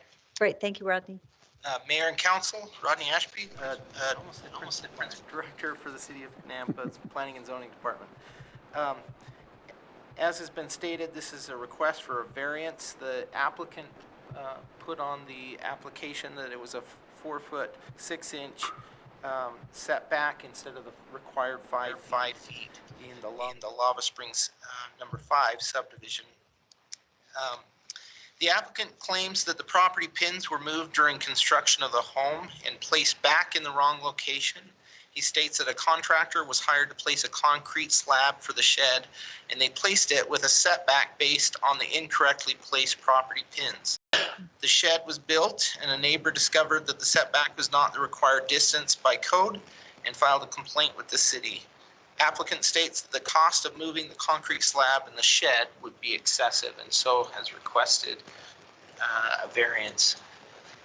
As you can see here on the screen, this is the property location just south of Locust Lane and just west of Southside Boulevard in the Lava Springs subdivision. A little closer view here. Unfortunately, our aerials aren't very good because they were done as the development was being built. But this is the RS6 PUD zoning district. And here's the lot. So comprehensive plan designates this area as medium density residential, existing zoning RS6, single family homes in the area. Utilities already serve it. The parcel is direct access from South Feldspar Avenue. Since we didn't have very good aerials of the property, I put this in here. This is the Lava Springs construction drawings that were approved. And as you can see here, I did highlight the condition on those construction drawings that a 5-foot, or that basically had to follow the zoning code with the 5-foot setback. In addition to that, there is a note here saying that they have to follow the HOA requirements as well. So there's that property there. I did take a quick drive out there and I took a picture. It was difficult to get a better view of this, but you can see the shed there, and I'll go into some of the details there. So just a reminder about variances. There's some specific conditions as to when we approve a variance. It should be based on specific things that are identified in our code. So essentially, it needs to show that there's an undue hardship, and we don't want to provide a property owner's ability to do something that everybody else in that zone wouldn't be able to do. However, it's an exception for conditions like size of the lot, or shape of the lot, or topography of the property that would warrant a change to our code, and that would be it would be a unique circumstance for them. And so just a reminder about that, 1024-2 gives the conditions for the variance as well. These are the 5 different things you have to consider, and I've highlighted a few things from each of those. We've had this discussion before, but I just wanted to highlight them. Mayor Clayton. Yes. 2 questions, one for Rodney and one for legal. It appears that the fence is vinyl, is that correct? The Yes, side- sir, it is vinyl fence. Okay, and the siding on the storage building is probably a wood product? Yes, it matches the house. Okay. Then a question then for legal. Doug, does the city incur any liability for allowing a combustible structure to be that close to the property line if a fire is started within the facility that spreads across into the neighbor's yard? Mayor, Councilman Haverfield, I believe the answer is no to that. The city has requirements in place for building standards and that kind of thing. And in general, they are to protect people and to protect property. In this case, the shed as built now is not approved. That's why the variance is being requested. And the rationale for the variance would be one of the things there on the screen. It wouldn't be maliciously with the intent of causing a property fire. And because we're a municipality, we have a general immunity from things that as we carry out our duties, as long as we're not being malicious. So, and that is an oversimplification. I can get you a more specific answer, but the general answer is no, I don't believe that we would incur liability specifically because of fire damage or fire risk in this instance if this variance was granted. Okay, that's my concern is obviously the property owner then takes on all responsibility if a fire begins in his structure and crosses over to the neighbor's property. Mayor, Councilman Haverfield, that's correct. All right, thank you. So Mayor, if I may, number one though, Rodney, do we have anybody on the public hearing from HOA or whatever? We do not. We do not. So we do Okay. have comments. I know we have comments. I've read the comments, and I don't want to get into with the applicant as far as who's telling the truth and who's not telling the truth as far as the markers and so on. What the bottom line, in your estimation, Rodney, I'm speaking to now, is the challenge. I realize it needs a variance. It's not what it should be. Are there other sheds in the neighborhood that we're aware of? And I mean, what's the reason the HOA is upset other than maybe some personality challenges in your estimation? I know you're not a psychologist, but what's the bottom line challenge here? I'm not speaking to you, applicant, please. I'm sorry. I'm speaking to Rodney. At this point, sir, I'm I not know. for sure. I'm sorry, sir. There's not two sides. That's why I asked the question to start with. So I'm not interested. I know you have your side, but I'm just interested in our director to speak to it at this point in time. So Thank you. let's pause for just, so Rodney, to our applicant, what I'd like to suggest, Mr. Roberts, is that if you want to just jot a couple notes, when we get done with the public hearing, you'll have the opportunity to come back and make comment at that time. So right now, the council's going to speak directly to staff and ask questions of staff, and then we'll come back and give you the opportunity to close. So just jot some notes, and then you can wrap up in Yeah. closure in a couple minutes. Thank you, Mayor. So for that. Rodney, and then after Rodney speaks, Councilwoman Levi would like to speak. So Mayor and Councilman Bruner, on the screen is some of the comments we received, and I just highlighted what I could tell, kind of summarized what they were concerned about. I think one, they were concerned that he didn't request it up front. So whether that doesn't really have anything to do with your decision here, but that was probably one of their concerns. But they do say that they would have denied it anyway if they had requested it up front. It's not because of it just being a shed itself. It's because of the location of the shed. Correct. Is that your? And they put that specifically in their HOA requirement, in their CC&Rs, about placement of sheds near the property line. And so I think they just want to be consistent with all their No, property I understand. owners. Are there other sheds as far as you know in the As neighborhood? far or as I could tell, no. Okay. Thank you. Councilwoman Levi. There's Thank you, legal Mayor. also, yeah. Maybe this goes to legal first and then follow up with you, Rodney.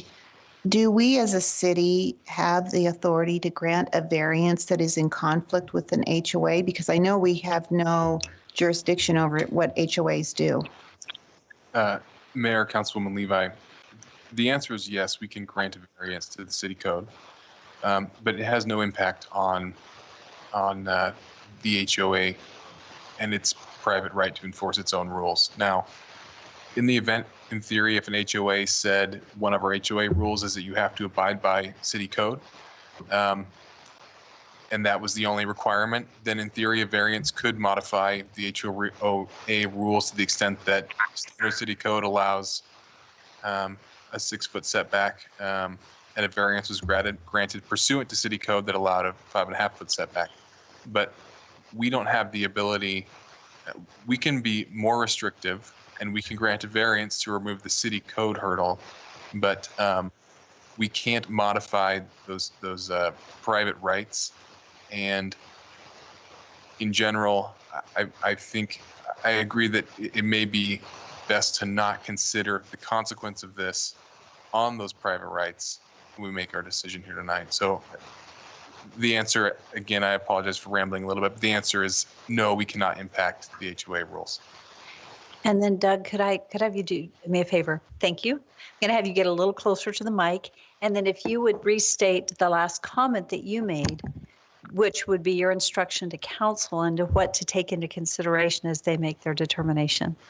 So, Mayor, the private arrangement between the applicant and the HOA is not one of the criteria listed in our city code for whether or not we grant a variance.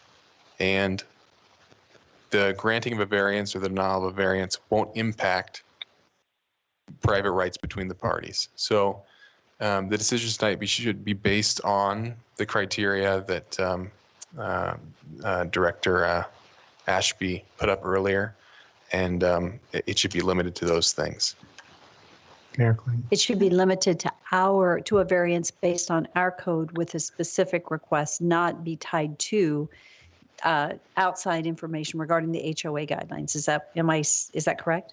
Correct, Mayor. It may be the case that a variance is justified in a situation based on the property, and the city council could grant a variance, and the HOA may still prohibit a thing, and then that private dispute could be worked out. So the HOA rules shouldn't impact the granting or denying either way.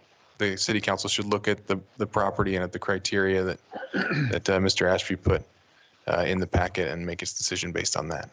Thank you for that clarity. Councilwoman Levi? Thank you. And then my other question, Rodney, on the setback, a 5-foot setback. Councilman Haverfield talked about the materials on the shed versus the materials on the fence. So is that 5-foot setback specifically for safety purposes? Because when I'm looking at the photo that was included in our packet, 6 inches isn't going to make a difference whether you can view that shed from the road or not. So I'm trying to figure that one out, and probably other people would like to know as well. Sure. Mayor and Councilwoman Levi, so setbacks have a long history. I'm going to spare you the history, but it was based on safety throughout planning history. However, it's kind of morphed over time to aesthetics, and in addition to what you see on the screen, utility easements as well. So drainage easements.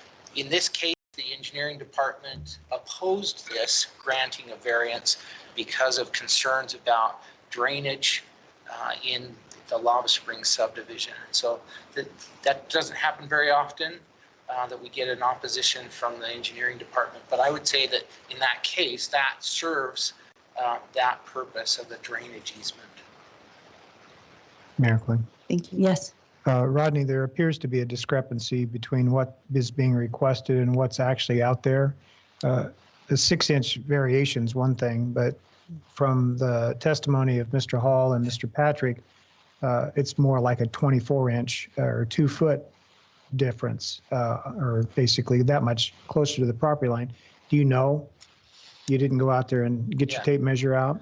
I can't enter the backyards and measure it, and so the best I could do is take a picture of it, and Okay. I'm not sure what else to do there. So the foundation, or however this thing is on grade, is it just a slab that's on grade that's over an easement? If it's a 5-foot easement, you're not allowed to build over that easement anyway. So is there an easement through there? There is an easement through there. Okay, so that's why engineering's having an issue. Okay. Do you know what type of easement it is? Is it only irrigation, or is it power and? I'd look to engineering for that. Daniel, are you on?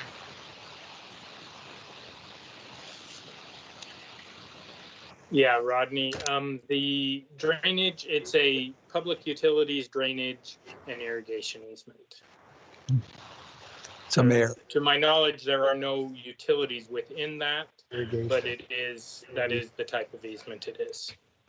So Mayor, if I may, Daniel Darrell here, just need clarification then. So this movement to a few 2 feet or whatever the case is, that'll make a difference in this drainage, in your opinion? As Caleb and I looked at this one, there is a history of complaints we've received of poor drainage within this area. And so based on that and the soil conditions that we've observed out there, we recommended against this. It's typically, if there are not utilities within those easements, we take a neutral stance. However, due to the problems we've seen in other areas within the subdivision, we felt it appropriate to recommend against this variance. Okay, Mayor, and you don't usually go around my question a little bit. I was direct question was, do you feel like this 2 feet is going to make a difference? I'm sorry, I'm putting you on the spot, but you're Yep. used to that, I know. No, I understand. Mayor, Councilman Brunner, I believe it can make a difference there depending on the grading of the lots adjacent, and where we do not have the ability to go in there and inspect that and see where that drainage is going to. If they're sloped towards the front of the lots coming out to the streets, then likely, no, it will not have any impact. However, if they are sloping together into that back point, which is what we have seen in the other areas of the subdivision, yes, that could have an effect in that area. Mayor, if I may, is this for legal? Are we not allowed to fly a drone over neighborhoods at all for this type of purpose? Mayor, Councilman Brunner, yes, we can. Take a picture of the. We can do aerial photos and things. There's some limitations at some point where it becomes an invasion of privacy, but the city does take aerial photographs for general city purposes. And then whether or not the aerial photographs and the overlaid grid of GPS coordinates and plat lines and property lines, what the accuracy of that is, I'm not certain. That would probably be a question for engineering. But yes, we do have that capability. Just curious whether we're even allowed for this purpose or another situation scenario. Okay, thank you. So I have a question, because we're talking, I'm not hearing consistency. What we have before us is a variance of 6 inches. Is that correct? That's what we're voting on. The request is a 6-inch variance. But what we're seeing and what we're talking about is more like 2 feet. And so I'm not sure how that's going to work, because if we were to grant a 6-inch variance, we've only granted a 6-inch variance, not a 2-foot variance. So I'm not sure how that all enters into the decision-making process here. I have a feeling. Doug? Mayor and council, if you grant a 6-inch variance, then it would allow a building to be an extra 6 inches closer to the property line. And if the practical reality was not reflective of that, the building would still be out of compliance. Right, because 6 inches closer, really the issue is where is the property line and where is it currently setting? Is it 30 inches? Is it 20-some inches, or is it truly 6 inches? Okay. Mayor? Yes. One of my concerns, and maybe somebody could clear it up for me, is whether it's 6 inches or it's 2 feet. If we have the easement that it's interfering with, that's the problem. And can we not table this and request additional information because of the conflict of the information presented to us? It would not be, we could not make an accurate ruling on this. So, legal counsel, I think the answer is yes. Yes, go ahead. Yes, Mayor and Councilwoman Levi, that would make sense. It might be helpful also to have direction as to the specific additional information you would like. And maybe planning and zoning could go and get that information as well. Thank you. Councilman Bauer. Mayor, That was the question. Okay, thank you. Mayor Kling, that's basically what I was going to recommend as well. Because of the testimony and what the request is, if we were to grant 6 inches and it's actually off by 2 feet, he still has to move it. I still have an issue with the fact that they built over an easement. That's a taboo. And the reality is that if the property owner had that built by someone else, the obligation to make it right is by the contractor that built it. So, I mean, that responsibility falls back on them. So But I would support tabling this motion or tabling this to the next hearing so that you can get some information, accurate information on the true distance myself. Okay. So I would stand for a motion then to table this to a certain date. So let's identify what that date, practical date might be. So if we look, our next council meeting, possibly, I don't know how long it's going to take to identify this information. If August 3rd is the next council meeting, which would be very quick, August 17th, or then September, I believe 7th may be our next one. So what date would you Mayor, recommend? as long from as staff? the applicant is willing, I can get with engineering and we can look at, we can go back there, take the measurement, we can look at the drainage, see how it drains. I think that could be done as early as the next council meeting, as long as engineering and the applicant are willing and able to do that. And quick question for clarification, do we have to, because it's a public hearing, can we do it that soon, or does it have to be republished? Mayor and City Council, so the motion would be to continue the public hearing. You would leave it open to a date and time certain. It wouldn't require republication of a notice because this was noticed, and interested parties would be here and would be aware of when it was coming back before council. Okay, so August 3rd would be that date at this time. Okay, Councilwoman Levi? Mayor, I was going to make a motion that we would table case VAR 091-20 until date certain of August 3rd, and requesting further information from our planning and zoning department. One, to get exact measurements to bring forward to the council, and secondly, to find out specifically about the easement, what it is and where it's located, and does the structure interfere with that? Second. Second, yeah. And a further comment is if it's only an irrigation easement or if it truly is a power and other utilities in that easement as well that are being covered up by this proposed structure. Okay, thank you for the clarification. And I think that's the intent of the motion, and there was a second. So is there any further discussion? And I'm trusting my process is the correct process at this time. Okay, Councilman Bauer, did you have? Someone was saying something. Okay, well, there's not that opportunity to speak at this time. So unless are we required to have the applicant come back and make comment, or can we go ahead and just make this motion from the council? Mayor and Council, the public hearing would remain open, so the opportunity for rebuttal would be also continued because council has not made a decision. The public hearing is not closed. So that opportunity would be pushed to the 3rd as well. Okay, thank you. Councilwoman Levi? Mayor, thank you. And thank you for bringing that up. I forgot to make mention in my motion to keep public testimony open. Yes, it is. Okay, so public testimony does remain open. The public hearing has been postponed to August 3rd. And if there's no further discussion, roll call. Who was the second? Haverfield. This is the applicant. Could I please speak for just one moment, please? No. Actually, I'm going to defer to legal, but I just, go ahead, Doug. It concerns your timeline. So I will be out of town until August the 7th, and so nobody will have access to the property until after August 7th.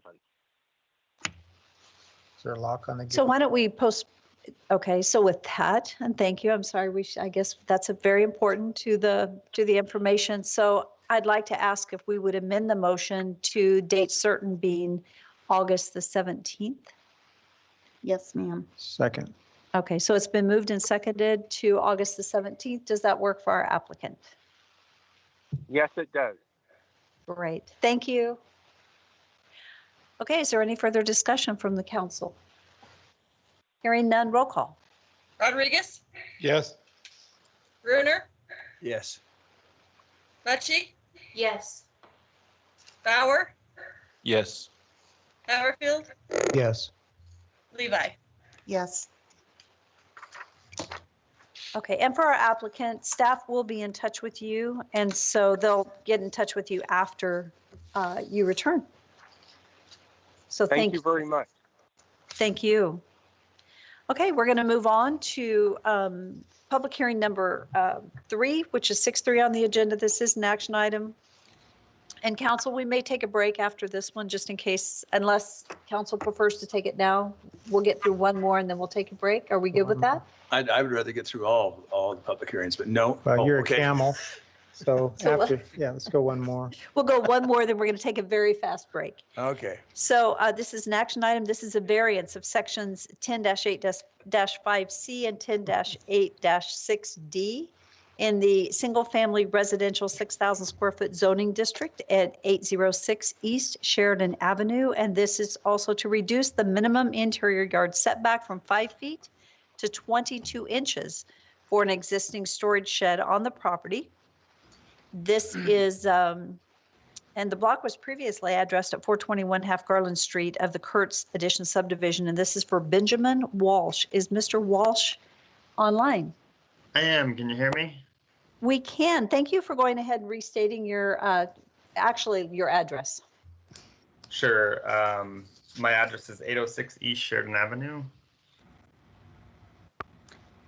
Thank you, and feel free to share with us what you're wanting to accomplish. Yeah, so we have a shed on our back property line that doesn't meet those setback requirements for 5 feet. And we're just looking to keep that shed in the same location that it's currently at. We live in a pretty small lot. It's a split lot. So we're just looking to keep it where it's at. There's not a whole lot of places to actually move it to, so. Okay, is that all you'd like to share at this time? Yes. Okay, and as you probably caught from the prior one, we will come back to you after the staff report and any public testimony. Okay, thank you. Are there any questions from council for our applicant? Okay, thank you. Okay, I think. Mayor? Yes. Mr. Walsh, Yes. was this an existing structure? It was not something that you had placed there? No, we had it placed there. We'd ripped out an older shed that was actually on the fence line and then moved this one back 22 inches. We didn't know that there was setback requirements when we placed this shed, or when we had this shed placed. And so, yeah, it's one that we placed there. Thank you. Yeah. Okay, so staff, is Doug Critchfield doing this one, Rodney? Yes. Okay, Doug, are you here? Yes, good evening, Mayor and Council. Doug Critchfield, Principal Planner. Just a little bit of information about the site. You mentioned the address and the subject matter and the land use. This is in an RS6 single-family residential zone. In the comp plan, it is a medium-density residential land use setting. The parcel size, the lot is 3,050 square feet. And there are utilities to the property, and access to the property is from an alleyway. The house actually faces the alley between South Garland and South Fern Streets. So the primary access is from Sheridan Avenue up to the alley. So this shed is actually located in the rear part of the property. So as mentioned by the applicant, and this is a drawing of the property, the shed is located in the northwest corner. It does have sufficient clearance from the north property line, but as was mentioned, it's 22 inches from the west property line. The applicant desires to leave the shed in this location because of the lot size. It's a fairly compact lot. There are several mature trees in the area, and there's also a brick patio and a fenced garden in place. So there's not too many options. If the council decided to have this relocated, there's a limited amount of options available to relocate the shed. And we have not done an assessment on where that could go necessarily. We would have to talk with the applicant about the location of the new location if it was desired that this be moved. So looking into the property from Sheridan Avenue looking northwest, this is the structure, the house structure. You can see that it's a shorter fence, looks to be about a 4 to 4.5 foot high fence. And looking closer into the property, you can see the shed. It's a blue structure to the back side of the house there. And you can see the distance between the fence line and the shed. And an even closer view gives a better perspective on that. If you look interior to the property, photographs that were provided by the applicant, this is a picture of the shed facing the same direction and then looking to the south. This is the front of the shed facing the house. As is provided in the Napa City Code Section 1024-1, the purpose for this variance would be to show an undue hardship because of the special characteristics applicable to the site, in which this case would be the size of the lot. Hardships, as was mentioned before in previous variances, they must result from special site characteristics relating to the size, shape, or dimensions of a site or the location of existing structures thereon. And as was mentioned previously, they're not intended to allow something that others do not have a permitted right to do. It's to provide fair treatment and see that all individuals are not penalized because of the site characteristics. In section 1024-2, the actions available to the council have to do with, in this instance, the rear yard. You may grant a variance permit in regards to the rear yard, particularly the setback. And as the variance was applied for or in modified form based on an application, investigation, and evidence submitted, the council concludes the following, and you have five conclusions. And I've highlighted here in this, and this is stated in the staff report as well, what the issues particular to this particular variance would be, particularly a practical difficulty or unnecessary physical hardship, extraordinary site characteristics. The granting of the variance will not constitute a grant of special privilege, largely due to the lot size, and will not be detrimental to the public health, safety, welfare, materially injurious to the properties or improvements in the vicinity.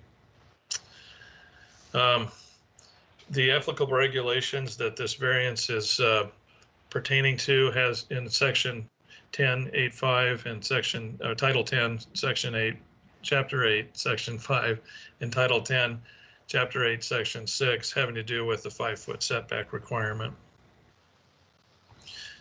Per our analysis, this structure does encroach into the required setback, and moving the structure would be difficult, as stated by the applicant, as it is large, the lot is small, and the mature trees and existing patio, fence, garden, and landscaping on the lot limits the areas in which to place it.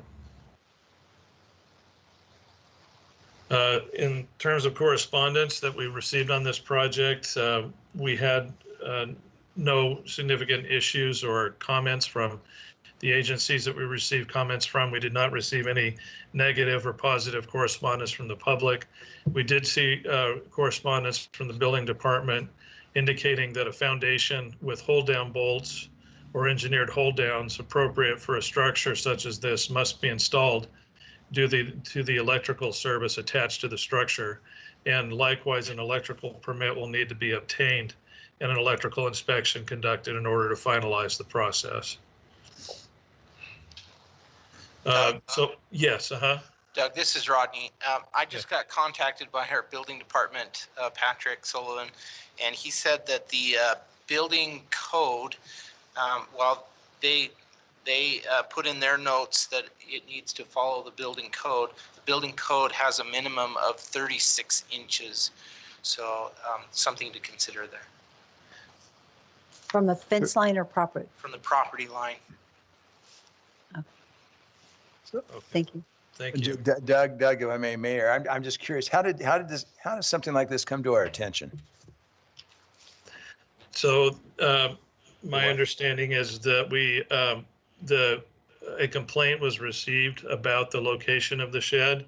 We inquired as to the complaintee or the complaintor, I guess, and we did not receive information back about who that was or what the issue was, but it was brought to our attention, and the applicant was notified that this would require a variance to be located in this location. So an anonymous complaint. Okay, got it. Thanks. Mayor, Yes, Councilwoman Levi. thank you, ma'am. Does this require a building permit? So Mayor and Councilmember Levi, I would have to defer to the building department. Typically, the building code says that an accessory structure under 200 square feet does not require a building permit. But because this has an electrical connection, it appears that an electrical permit is required per the building code. Mayor, since we're Councilman- asking questions. Yes.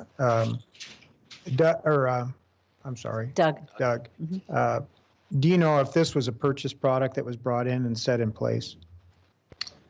Mayor, Councilmember Haverfield, I don't know. I'd have to defer to the applicant.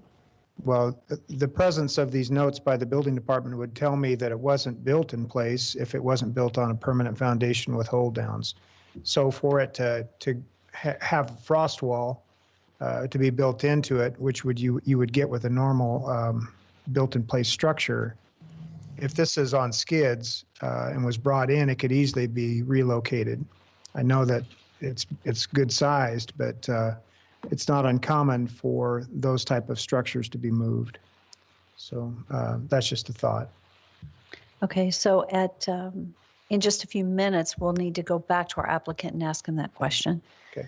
Thank you. So for our applicant, please make note of that question, and we'll come back and ask you the question about the if this was a pre-built structure or if it was built in place. Okay, Doug, feel free to continue. Yeah, thank you, Mayor. So the recommended conditions of approval essentially include compliance with any of the city agencies, the building department requirements that were listed, and we would have to amend this to include that a distance would be required of 36 inches per the building official and any other conditions imposed by the city council. And with that, I believe that concludes my report. So I'd be glad to take any questions. Do we have any further questions for Doug Critchfield? Mayor, Yes.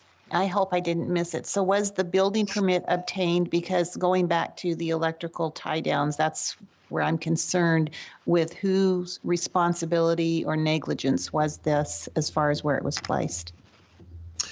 So Mayor and Councilmember Levi, it doesn't appear from the information that I have that a building permit was obtained. Thank you. Okay, thank you, Doug.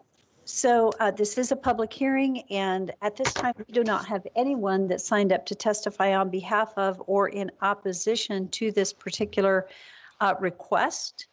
With that, I would like to go back to our applicant and ask our applicant if he can answer a couple of questions.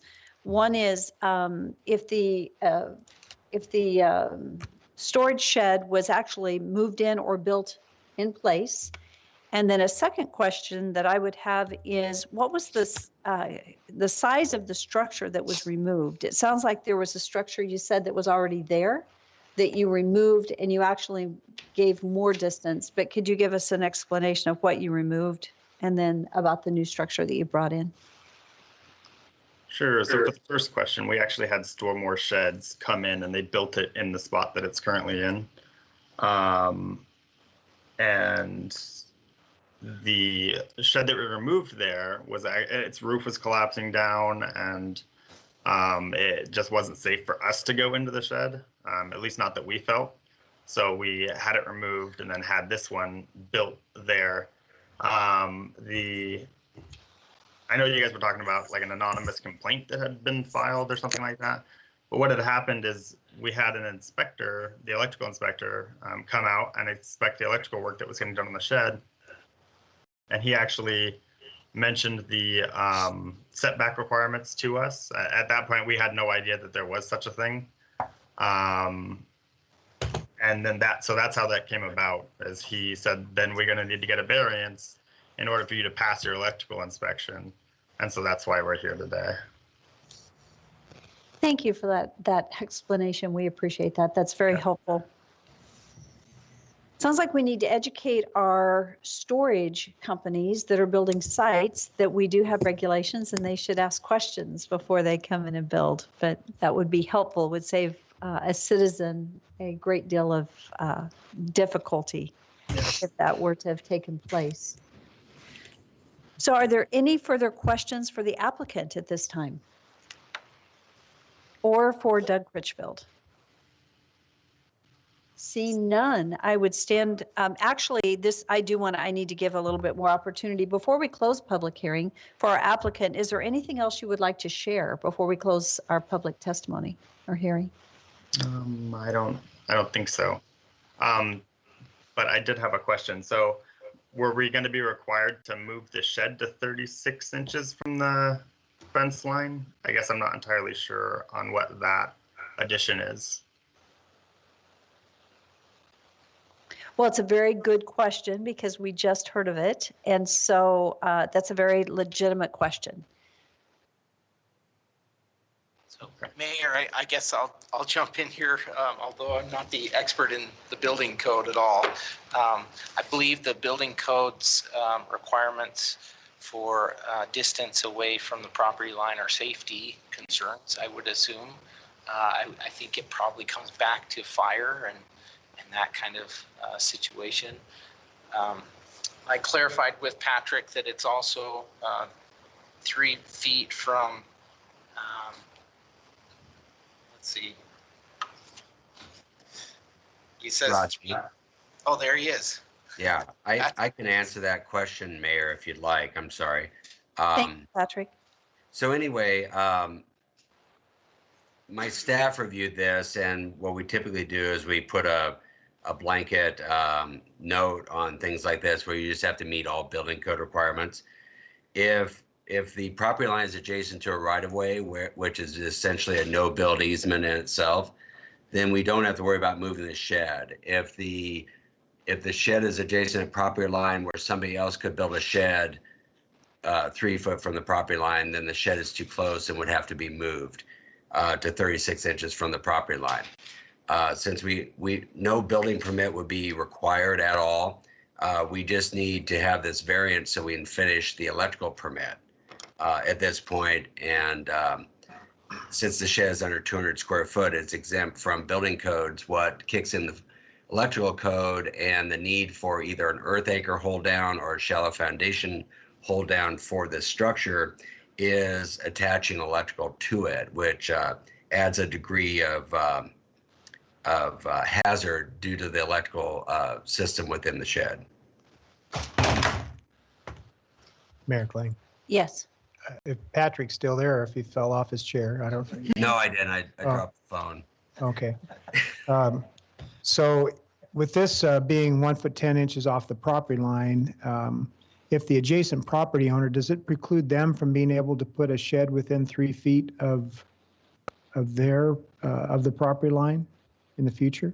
Yes, it would. Ideally, in order there's 2 things they could do. If they don't want to move the shed, they would have to fire rate all of the structure that's within 3 foot of the property line. Okay, and that was my follow-up question, is if Yeah. they use non-combustible construction on that whatever Correct. side of the lot it is, that would satisfy the requirement then? as Right. well. But however, it'd be much cheaper just to move the shed over 3 foot off the property line. And then it would meet code and we could final out the electrical permit. Rodney, a follow-up question for you then. It appears that the Public Works didn't have any concern about this, so there must not be an easement along that property line? I'd look to Doug on that question. He did the report. Yeah, this is in, excuse me, Mayor and Councilmember Haverfield, this is in the Kurz edition, and there was no easement indicated on the plat. Okay. Doug, could you also clarify, is this shed backing up to another property or is it backing up to an easement area? Which is it? Yeah, Mayor, this is backing up to a property at I believe it's 420 South Garland Street. Okay, thank you. Mhm. Do we have any further questions for our applicant? I'm not seeing. Mayor Kling. Yes, for Councilman Doug. Haverfield. So does the front of this house face the alley? Mayor, Councilman Haverfield, it does face the alley, the front of the house. Okay, thank you. Okay, are there any further questions? I don't want to close our public hearing too soon, but if we are done, I would stand for a motion to close public hearing. So moved. Is there a second? Second. Second, thank you. All in favor? Aye. Council discussion. Mayor? Yes. I'd like to clarify the question that Councilman Haverfield asked. So if this shed gets to stay in its location, then it hinders the property owner behind him as to where they can place their shed? Mhm. Okay, thank you. Unless, as Patrick mentioned, you could fire rate the wall. And the wall returned back so it's at least 3 feet off of the property line. You could fire rate that wall, but the cost associated with that would be more expensive than just shifting the structure. Thank you. Would there be limit? So can I still ask Doug one more question Yes, for you may. discuss? So Doug, if we move this 36 inches, we've been talking about how minute this property is. I mean, can the shed be moved 36 inches without bothering other patio or whatever's already in place? I think it would be 12 inches to meet 12 the inches? 36 Okay, inches. so it's 24 now and we need to move it 12 more. 14 Or- inches. Or 14, because it's 22, I'm sorry. That's okay, It's that's right. 22 That's inches. right. So is 14 inches feasible without causing further challenges with the property? Mayor and Councilmember Brunner, I'm gonna move the slide back up to the drawing that the applicant gave us. I would have to see, so there's 8 feet, 10 inches from the house. So Patrick, if you're still on, I don't believe that would be a fire code issue to move that 14 inches. No, it would not. Okay, so, okay. And we're not able to talk to the property owner, so he probably could tell us. I'm good, thanks. Okay. And so what's, Have we had a? we have not had a motion. I'm looking for a motion from I'm sure council. Councilman Haverfield can motion this. I have emotions, yes. Whatever we decide on this, it's not a precedent for other storage buildings. I think that's correct. important to say. And if the prior property owner's listing still in on this conversation, we look at each one for its own merit. So in this case, there's no easement along that property line. This is a very small lot that fronts onto an alley. It's not even got a front street that it fronts on. So this is unique. The size of the structure is maybe a little bit bigger than it should have been, but I believe that we need to shift the building, the structure off the property line at least a minimum of 3 feet so it doesn't create a hardship for the adjacent property owner. So I would make the motion to allow the variance request with the shifting of the building at least 14 inches to allow there to be a minimum of 36 inches between the property line and whatever side of the building that is. So that pushes it within 7 foot, 8 inches of the house, which is still adequate for the patio there between the two. Mayor? Well, we would need to have a Need to have second a to the second. motion because that's a motion. I'm asking permission. Mayor, To second? to recognize me? Yes, Well, I'm only, going to second it, but I was just asking. you. okay, so let's second it and then I'll I'd let you second that. discussion. Thank you. I'm sorry, you were looking for the recognition for the second. Yes, ma'am. Thank you. I'm sorry, I just didn't go into discussion. You're good. Thank you. Okay, so it's been moved and seconded. Is there any discussion at this time? Mayor? Yes. Now, to follow up with a discussion or just a comment, I do want to echo what was stated previously, that we need to be sure that we're educating these storage companies, because I know this is not the first time this has come forward with the same storage company since I have been on council. Thank you for that comment. Is there any further discussion? Hearing none, roll call. Rodriguez, Yes. Brunner, Yes. Mucci, Yes. Bauer, Yes. Levi, Yes. Haverfield. Yes. Thank you. And for Mr. Walsh, my hope is that Stormwater will actually, at no charge, help you move your storage shed, the 12 inches that will be required. Thanks, I hope so. Yes, thank you very much. Okay, we have 2 more public hearings, but I think we said that we're going to take about a 5-minute quick break. And so we will be back to finish up our last 2 public hearings, which are CDBG oriented. So, thank you. Sorry about that, Andy.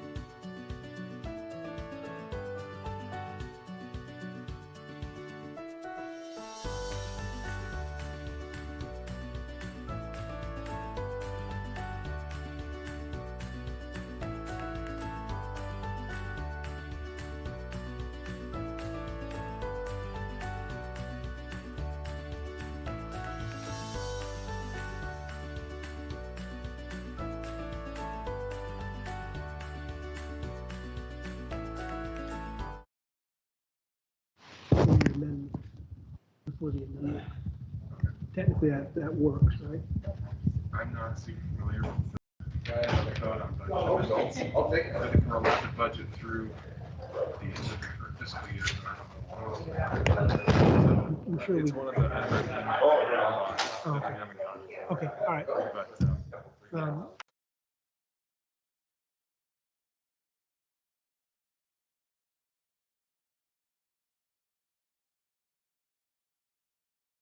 Be fast, yes. I already did the workshop. And thank you for being here. Yeah. Trip you here. I got you. Okay, I think we're ready to go. So we're all back and we're ready for action item 6.4 on the agenda. This is to adopt the CDBG 2020 Annual Action Plan and authorize the mayor to sign documentation required for the submittal of the 2020 Annual Action Plan to HUD. Matt, thank you. You bet. Mayor and council, it's a pleasure to see everybody in person. It's kind of rare, and my computer screen's got really bad resolution, so You can see a look real a lot face. better here in person. I was gonna say, I probably look better on your screen. Yeah. But yeah, we're here today we've gone through kind of a long process, just like every year we get our grant allotment, we allocate that money out through an application process, and then we have a mandatory 30-day public comment period.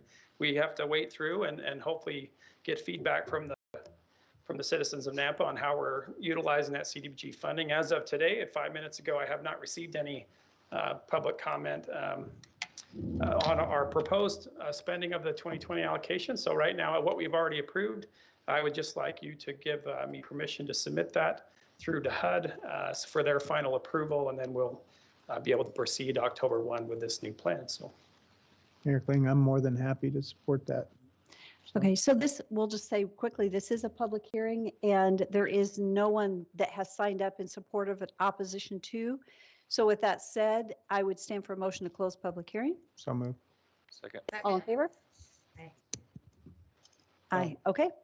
So with that, as Matt said, it's part of the process, but and you've fulfilled the requirements. Yeah, a part of our citizen participation plan is a Yes. 30-day requirement. Actually, I think we probably, with the CARES Act and I think guidance that they're moving out now, we probably could have done a 5-day. I'm happier that we did the full 30-day, where it's our regular program money. It wasn't in a rush to get it out, so we were happier to leave it a 30-day rather than shorten it. Next year, my goal is to get as much comment as I can. I'm going to go out and ask people to comment. I would love to get feedback, and so far I think we'll have to expand our efforts and try to get some more community feedback. And right now, I don't like saying I have none. I'd rather get something. But for now, I got nothing on this one. So. Okay, thank you. So council discussion or a motion? I'll make the motion to adopt the CBDG 2020 Annual Action Plan as proposed to us this evening. Do you want to Second. say, and authorize the mayor to sign the document? And authorize you to sign the documentation required for the submittal of the 2020 Annual Action Plan to HUD. Thank you. No, I'll second that. And both these public hearings, they need to be separate, I take it, correct? Yes. Okay. Okay, it's been moved and seconded. Is there any discussion? And hearing none, roll call. Rodriguez, Yes. Mucci, Yes. Levi, Yes. Bauer, Yes. Bruner, Yes. Haverfield. Yes. And Debbie, did you get the motion and who seconded it? Yes, I did. Okay, thank you. Thank you. Okay, we'll move to action item 5, and this is to adopt the second amendment to the CDBG 2019 Annual Action Plan as presented and authorize the mayor to sign the documentation. And so go ahead, Matt. Yeah, so again, we had, back on June 9th, we opened a 30-day public comment period. So previously, if you'll recall, we funded some prior years CDBG funding that was not allocated to any specific project, and we funded it to the housing affordability sort of bucket of funding. And then because we had some actual activities that we've identified where we could participate with permitting fees, things associated with those to develop some more long-term affordable housing options in Nampa. We have a few developers that have projects that are underway that we're going to participate in. As such, we allocated that $50,000 to that. Because it was not COVID related, we pulled it out of the original amendment that was related to the CARES Act that we did do a 5-day public comment period on. So this one, we just ran a longer public comment period to allow for greater input, which pushed us further out and required us to do a second amendment. I would have preferred to do it all at once with council from our HUD representative, who separated them out. But this had been priorly funded by council. The 30-day public comment period has ended again without any comment. I'm hoping to rectify that with future communication with our citizens in Nampa.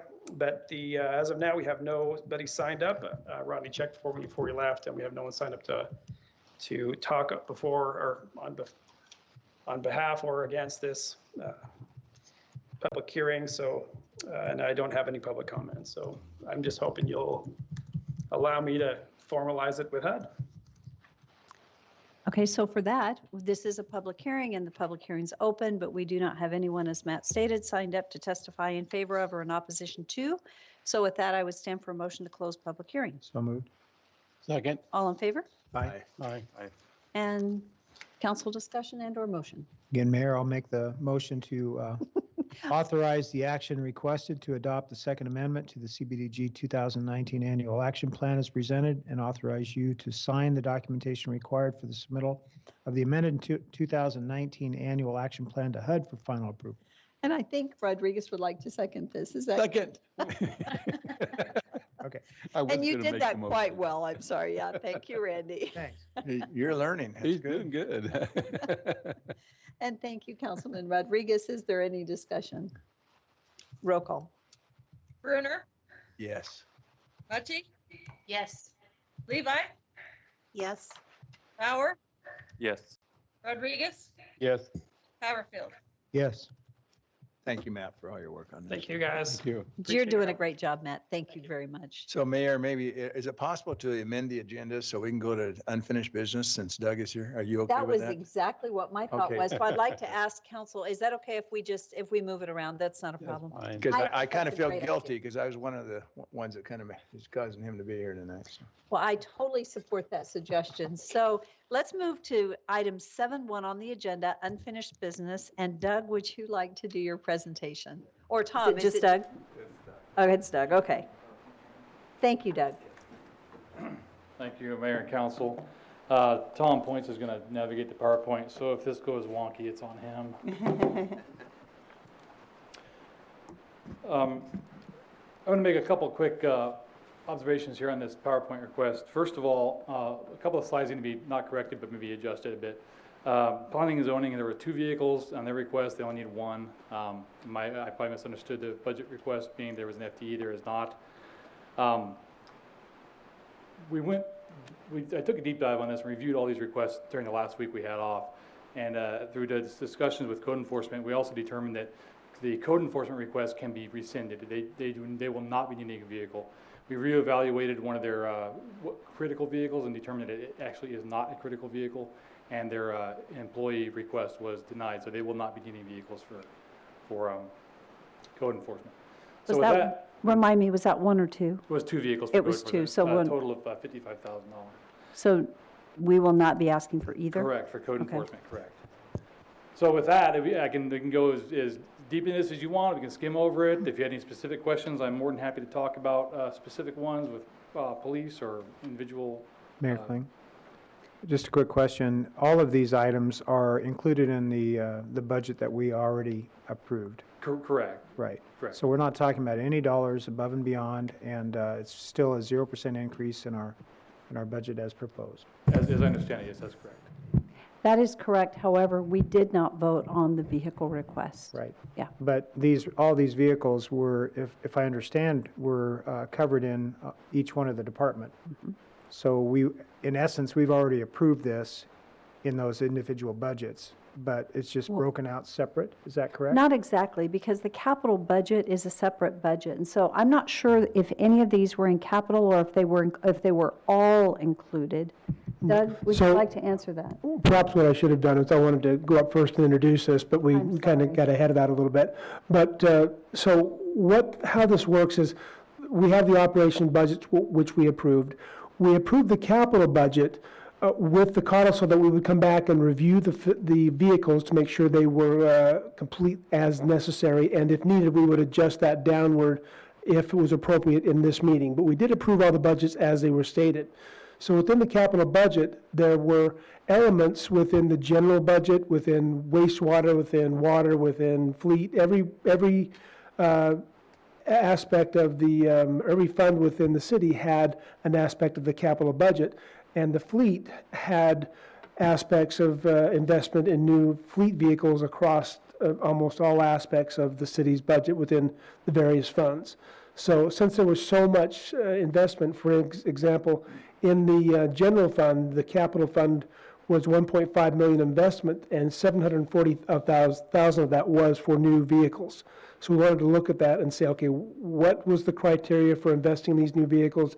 And as Doug has addressed, do they meet the capital, what's the critical requirements? So his intent here is to go through those and identify those for the council and make sure the council understands that each of these meets a critical requirement. And if not, give you each of the chance to make the questions and say, do we need to improve the vehicle, or should we scale back that capital investment? So for clarification purposes then, what we reviewed, because I cross-checked back when we were looking at these capital items, they were listed in some of these budget, department budgets. Correct. So this kind of caught me off guard at the end of the process, at the end of the day, that I wasn't certain if this was above and beyond what we had already approved. No, when I said they were listed in the department budgets were broken down into two subsets. The operations budget, which we went through, and inside each group was a listing of capital. Right. So we addressed the operations budget first in the meetings, and then we came back to do the capital second.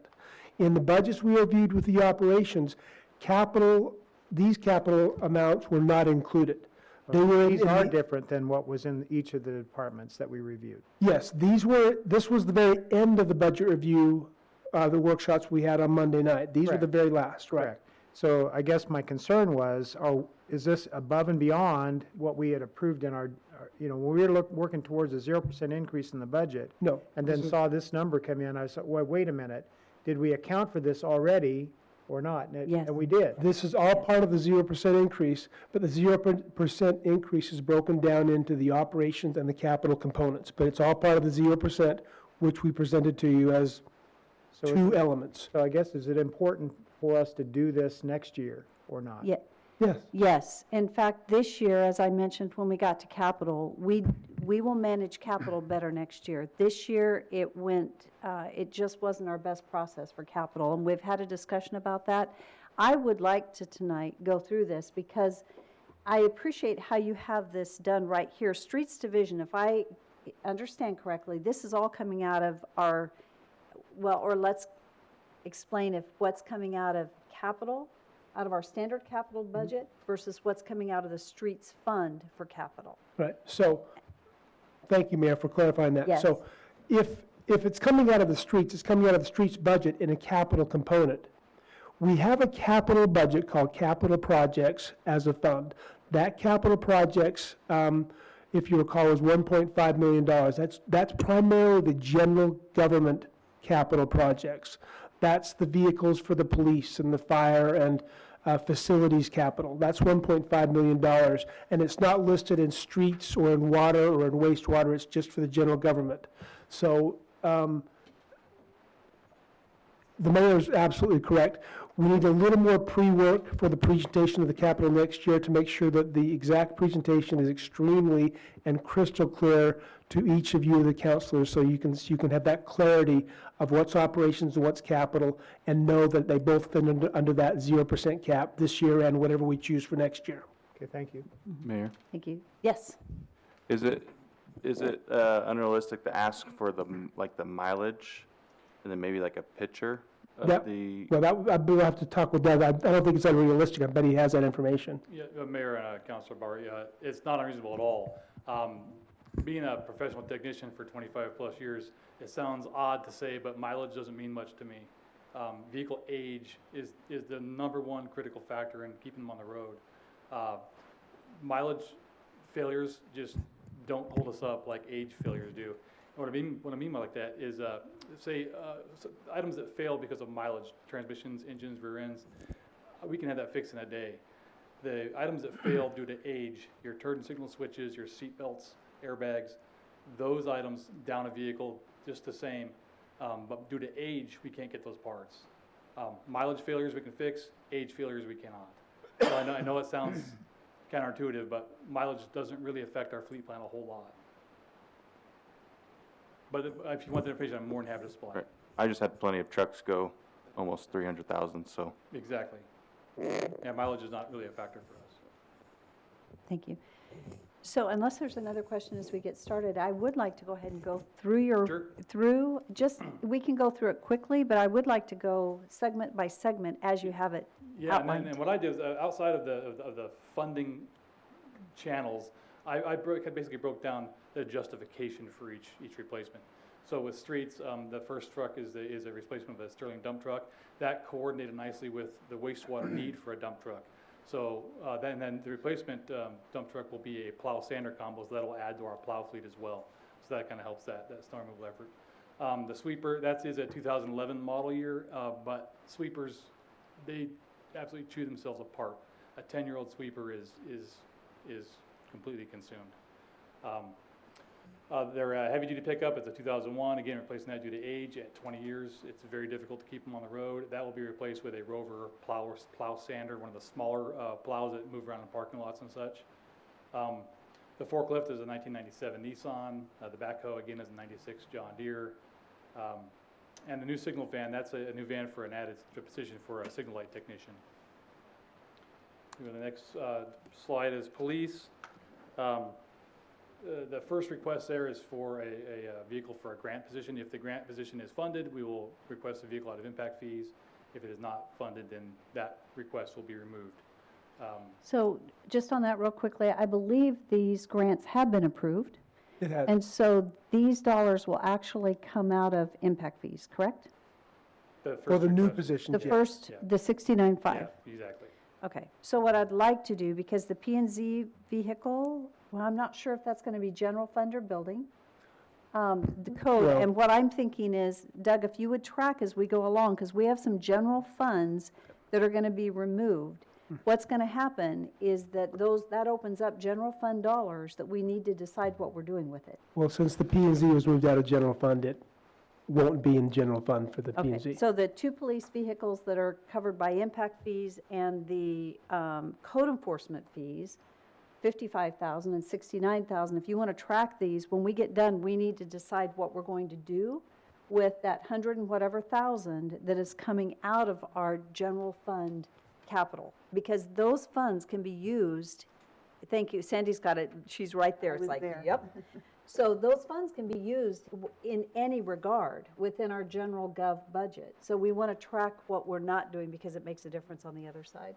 So thank you for indulging me in that. Absolutely, absolutely. Thank you. So the next request is the CSI van. That was one of the vans that we had leased 3 years ago originally, and we set it up specifically for CSI. The van works perfectly, and the buyout amount on it is utterly ridiculous. So it's smart money to just buy that van. I'd like to do more of those. Yeah. Whenever we can buy one of our leased vehicles back. We're on the same page. Yeah, Absolutely. that's a big yes. In fact, fire maybe next, Mhm. I digress. The 8 patrol vehicles, that is I don't want to say extra critical need this year because there are always critical needs, but this, when CompStat took place, the police department added a 4th shift. When they did that, we were unable to retire vehicles this year. So those 8 coming in are going to retire vehicles, the last batch of Crown Vics that's holding on to life. So we need to get rid of those Crown Vics. Those cars are almost impossible to keep on the road now because the parts just aren't there. Doug? Can we just keep one for historical purposes? Well, we Maybe actually- have the chief drive it or whatever. We actually, I have a note there that says, to go. replace the remaining Crown Vics except one. And that one is, there's one, I saw it. there is one officer that is close to retirement, and I don't want to try and pry him out of that car, so we can nurse that one car along for the year or so for that one specific officer. Doug, just, do you know, Doug? Oh, I'm sorry. I'm sorry, Mayor, just a quick question for Doug. That voice, you could tell. I'm just down here, I need to be on an elevator, like a Yes. chair that goes up when you see me. Do you happen to know if we're, and it's okay if you don't, but if we're retiring the Crown Vics this year, will the number of replacement vehicles next year decrease? No, next year, we will start replacing the Ford Interceptor sedans, which are a unibody car, which historically don't hold up well. So next year, we'll have the first unibody cars that will be approaching the 7 and 8 year age. So we will get those replaced within about 2 years. But I'd have to look at my numbers to be Okay. sure. But I think in 2023, we're finished with police. And then we have about 3.5 years or 4 years where we don't have to buy any police cars, if we stick to this plan. So that's very encouraging. So there'll be a few years where we don't have to budget for police cars at all. So I have a quick question. So we just turned in some leased vehicles in the last 6 months. Were none of those to where we could replace our Crown Vics with them? Any other buybacks? Those were detective cars. They were They weren't. Nissan sedans, very small cars, not really conducive to police work. Okay. Not for patrol type work. Thank you for the reminder Mhm. on that. Okay. The 4 CSO units, those, there's really, for the CSOs to be effective, they need a pickup truck. They're constantly gathering debris and evidence, and the chief can testify that as well. Right now, they're using a couple older Crown Victorias, again, they're on their last legs. Those cars, in fact, were repainted a couple years ago because they came out of third-tier patrol. And we also have a request for 2 undercover units. Undercover vehicles, those particular vehicles get identified by certain elements, and we have to keep them rotated. An animal control vehicle, there's actually 3 ACO officers. Only 2 can be effective in their jobs right now because there's only 2 ACO trucks. So we need to add a 3rd truck so the 3rd officer can become effective. The next slide, please, Sloan. And Waterworks, I know this was a specific point of interest, I think, from Councilman Runner. The request for 2 light duty trucks, 2011, 2010, it's misleading to say those are being replaced. What's happening is the vehicles that perform those duties need to be replaced. Those specific vehicles will be rolled back to a non-critical function, or they'll be used in a rear echelon position, or even sold or transferred somewhere else within the city. But the vehicles that do those particular jobs need to be replaced because they are critical vehicles. They have 1 heavy-duty pickup. That's a valve exerciser. That's replacing a 2002 Ford F-350. We already can't get seat belts for F-350s of that age as it is. So that's a good age problem for that particular truck. The hydro excavation truck, that's a new request based on a proof of concept that we did with Water and Streets about 1.5 years ago. Streets was disposing of a smaller vac truck, and it was decided to give or sell that to Water to have them use it in the field for a while as proof of concept to see if that type of vehicle is something they could employ and reduce man hours and reduce labor and reduce injuries, and it was very, very effective. So the request this year is to buy Water Department a specific hydro excavation truck to use that in that capacity full time. Next slide. Are there any Wastewater. questions before we go on? Okay. Next Bill, slide for thank you. wastewater is, again, that first request is just the purchase of that very first dump truck from Streets. So we will fold that into a solids handling capacity at wastewater, which saves approximately $220,000 on a new dump truck request for wastewater. And the tractor trailer combo, that's for hauling solids, which is, again, it's an increased capacity from the plant. They have to double their shipments. So that's a need just to keep up with growth, really. I'm sorry, Mayor, so we're hauling those, are we hauling those to Lizard Butte now, or where? Are we still going to Mountain Home area? Where are we going with You're that? still going on as far as I know. You're going, and that's to be continued as far as, okay. Go to the next slide there, Tom, please. And Parks Department, again, this is a continuation of a vehicle replacement plan. A few years ago, we kind of moved a lot of cheese for parks, and we came up with a whole new business plan for how they manage the greens areas in the city. With this plan, again, there was 5 zones originally. For 2021, Parks determined that we needed to add a 6th zone, which is called the mowing zone, that specifically does mowing on the nicer green areas. But this year populates zone 4. After this year, and if the mowing equipment is authorized, there's only 1 more zone after that. Once zone 5 is populated, again, the parks equipment request will go to near zero. Again, it's fixing the sins of our fathers. Once all those zones are populated with parks, then just year after year, you'll have a very, very small, relatively small, just maintenance curve, replacing some light duty mowers here and there. But once the zones are populated, the heavy work's done, parks is smooth sailing, not like police is. So Mayor, if I may, so how do we decide on a Jacobson, a Toro, or a Walker, or whatever? How is that, are those bids out there, or just certain brands that Parks Department Mayor thinks are and best, Councilor or what? Brenner, I typically defer those to the subject matter expert to use the equipment. I'm not a landscaper, so I don't necessarily have to tell those professionals how to do their job. So they tell me the brands that works best for them in certain areas.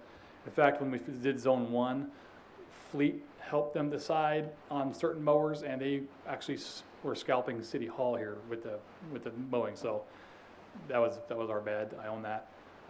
But they replaced those mowers with more applicable machines that they identified. So following that trend, they basically the subject matter experts tell us which equipment they would like to use.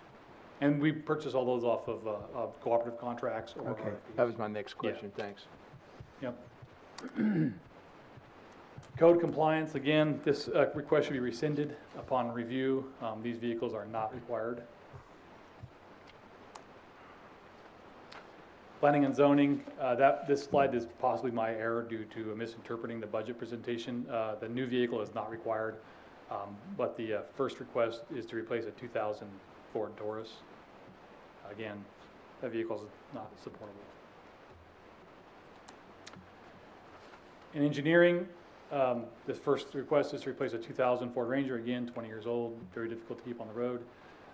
One quick clarification on the new vehicle. It's not for a new FTE, that's for new duties that have been assigned to an existing FTE. So it wasn't a new position. It's the position that has adopted new duties requires a vehicle. So, and the vehicle that, I know that we try to every 10 years, but where we're replacing one, we can't just move this vehicle to the new person. Yep, and that's those I two know. from water. I'm thinking this right here. These are engineering. Correct.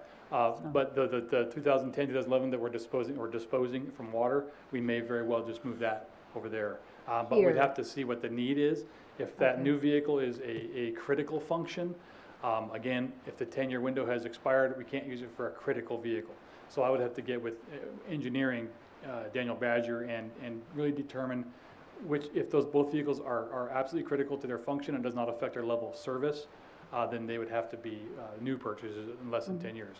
If one of those vehicles is something that we can determine as maybe not a critical vehicle, we can certainly discuss moving one of the. So could we have a backup vehicle for a vehicle that's considered critical? Like one backup vehicle that you guys have, that if a vehicle comes in, there's a backup for someone to use throughout the city so that we don't, not every vehicle's critical? Well, Mayor. I know you want to get on the 10-year, That's the sticky wicket of the I know. plan. If you have a backup vehicle, then the criticality of them doesn't hold water, so then we are no longer held to an accountability standard that says these vehicles are what we need to maintain a level of service. Right. If we had backup vehicles, I couldn't stand here and say, I need these vehicles. I would have to say, I would like these vehicles. So the fact that we don't have backup vehicles is really kind of puts us all against the wall in a sense. Right. And I understand that we don't want to get back to where all of a sudden we're in a critical place that so many vehicles have to be replaced at one time. Correct. So I understand that. In fact, if you look at the police department, they run about 67 patrol cars now. When I started, they had almost 100 because they had a backup model that was just bloated. Mayor? Yes. Can you educate me on you keep using the critical, Nope. is there, who comes up with that? Mayor and Councilor Bauer, we developed the critical, non-critical model based on what each division does, and it doesn't matter what they do, whether parks, water, police. If a vehicle were down for 2 weeks, does it negatively affect their level of service? And if the answer is yes, the vehicle is considered critical. If the answer is no, it's not critical. We have two separate age outs for that. But the soonest a vehicle ages out, no matter what criticality has, no matter where it's used, is 10 years. We use a vehicle for 10 years no matter what. There's no vehicle that gets aged out sooner. But then from there on, the age increases depending on the class of vehicle. We have a class system 1 through 6, 6 being trailers. But a class 2 vehicle is more like your pickup trucks, your 3/4 ton pickups. A class 3 would be like a specialty vehicle, like your street sweepers. Class 4 is your dump trucks. Class 5 is your heavy equipment. And each one has a different criticality age. So a class 5 piece of equipment, its critical age out is 15 years. They last a little longer than, say, a medium duty truck. But a non-critical piece of construction equipment would have like a 30-year life. So it's kind of a sliding scale. But yeah, critical is, does it affect level of service if the vehicle is down for more than 2 weeks? Thank you. Thank you. And our building department, this is for a new FTE that I believe was approved. And Patrick Sullivan could chime in on that if it's not the case, but I believe it was approved. Okay, and So, Doug? Mayor, if I may, so if a vehicle is say, just not worth much, even for a sale or whatever, do we ever take parts off vehicles? Mayor and as Councilor Brunner, we do, Okay. primarily Crown Victorias. We have several that we harvest from. Okay. It's not very, So they get cleaned out pretty well before Yeah. we, and when we get rid of an older vehicle, because we do maintain them very well, we'll take the tires off them, we'll take the batteries out of them. And, the Okay. vehicle that the auction actually gets, it's mainly just the metal left, huh? pretty much. Okay. Mayor Kling, I have a question. Yes. Were you going to say something first? I have a question for Doug, but go Oh, ahead. okay. Yeah. So Doug, so right off the bat, it looks like we've trimmed down 69,500, right? Something like that, right? So, and that's already in the budget. I would consider continuing with those vehicles, with code enforcement and the other planning and zoning one, right? Well, Mayor and Councilor Rodriguez, with the code enforcement, again, to maintain the integrity of our fleet plan, I would actually advise not to do that for code enforcement. Because their non-critical vehicle that we thought was critical is actually a 2003 model. So in fiscal year 2023, we will come to you with, I don't want to use the word a legitimate request because it's not the case, but we'll come to you with the timeout as it should be. I see, okay. So what would you do with the remaining money? Should we go that way? What, would you apply it somewhere else? I would. For another Yeah. vehicle? I would. Yeah, well, I'm sure sorry. I'm sure there's plenty of opportunities. There are, There, You know what I mean? Doug has no place to put it. I have no place to put it. Okay, that's, okay. I'm talking about this, Doug. He doesn't. that is great. No, you're right, Mayor. I just wanted to hear what he had to say. Mayor, City Council, there are other unmet capital needs where we could put this. Right. Okay, no, and that was my question. Can you move this specifically for vehicles? That's what I was talking about. This is and Doug, I'll let you, this is your job and I'll let So- you answer it. Since this is a capital cost, we would want to move this to another capital cost. We would not take this and move it to an operations cost like a recurring cost of labor or benefits, because this is a one-time cost or once every 10, 15 years cost. And so we'd move it from one capital capture to another. Okay. So I have two questions. Doug, the new inspector position, was that approved? Do you remember off the top of your head? Off the top of my, I believe so, but I'll verify. Tomorrow morning I'll verify. Okay. And then the next question, what was the dollar amount that you found that we added up to with the? Well, there were two. There was the $55,000 from code enforcement in general gov.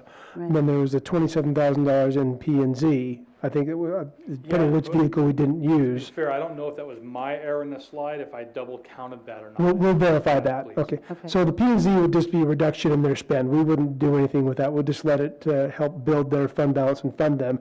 But the $55,000, we would coordinate with you on where to leverage that most effectively. And then I think there was a question about criticality on a certain vehicle as to whether or not we could move one of the vehicles over into a different Correct. I think it use was- in the city. Mayor and Council, I think it was for engineering's request. Yes. I'd have to get with Daniel Badger. I'm not sure the function that engineering does, if they can, and again, fleet, we have no input on what each division or department considers a critical function. We don't get in that argument. So if Daniel Badger instructs me that, yes, those are critical vehicles, then we would follow this plan. If they're Okay. not critical, then we can reevaluate their needs and go from there. Okay.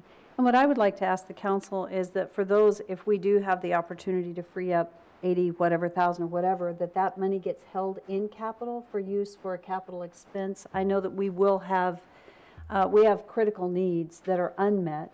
And if we could hold those, I would like to request that we hold those. And then we would come back to council with a request for their use. If we could do that. Doug, you do an outstanding job. I just want to tell you thank you. I really appreciate your work. I appreciate your approach to this because you know it. You've just got it all right there. Well, thank you. Thank you.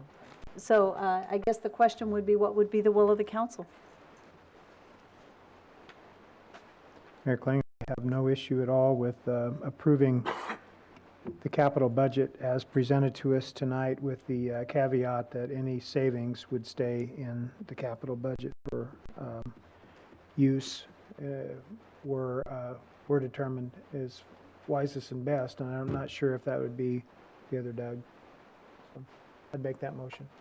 Mayor, Yes, I'll second the motion. it's been moved and seconded. Is there any further discussion?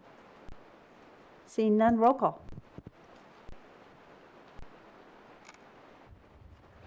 Rodriguez, Yes. Brunner, Yes. Mucci, Yes. Bauer, Yes. Levi, Yes. Haverfield. Yes. Thank you. Doug, thank you for coming and presenting that tonight. It's appreciated. Doug. Thank you. While we're on unfinished business, if you don't mind, we'll just go ahead and finish 7.2. And Doug, why don't you come on over and this is just nothing more than an update and a discussion on the COVID-19 budget for 2029 so that council's aware of where we are. Mayor, councilors, I realized in the workshops we didn't adequately address how we are leveraging the COVID-19 grant monies from the state in the budget process for this year and for next year. If you recall, the CARES Act from Idaho granted the city of Idaho $3.3 million to leverage for reimbursing us for various expenses. There were three criteria primarily. One was the money had to be expensed or incurred between March 30th and December 30th. It had to be COVID-19 related, and it could not be related to any existing budgetary value. The city has since very recently expanded that category to allow us to spend it on some small business grants, which we are now researching. However, out of that $3.3 million, and I had just recently passed this to the mayor earlier today, we've gone through a list of virtually everything that we think we could probably spend the money on between now and the next year. That includes upgrading the audio system in council chambers. That's been approved. Upgrading the phone system in the city of Napa. Upgrading chairs to make them COVID-19 compliant here in council chambers. Acquiring additional PP&E and cleaning supplies throughout the remainder of the rest of this year. Paying for some unemployment costs incurred by the city as we furloughed people. There were several various costs.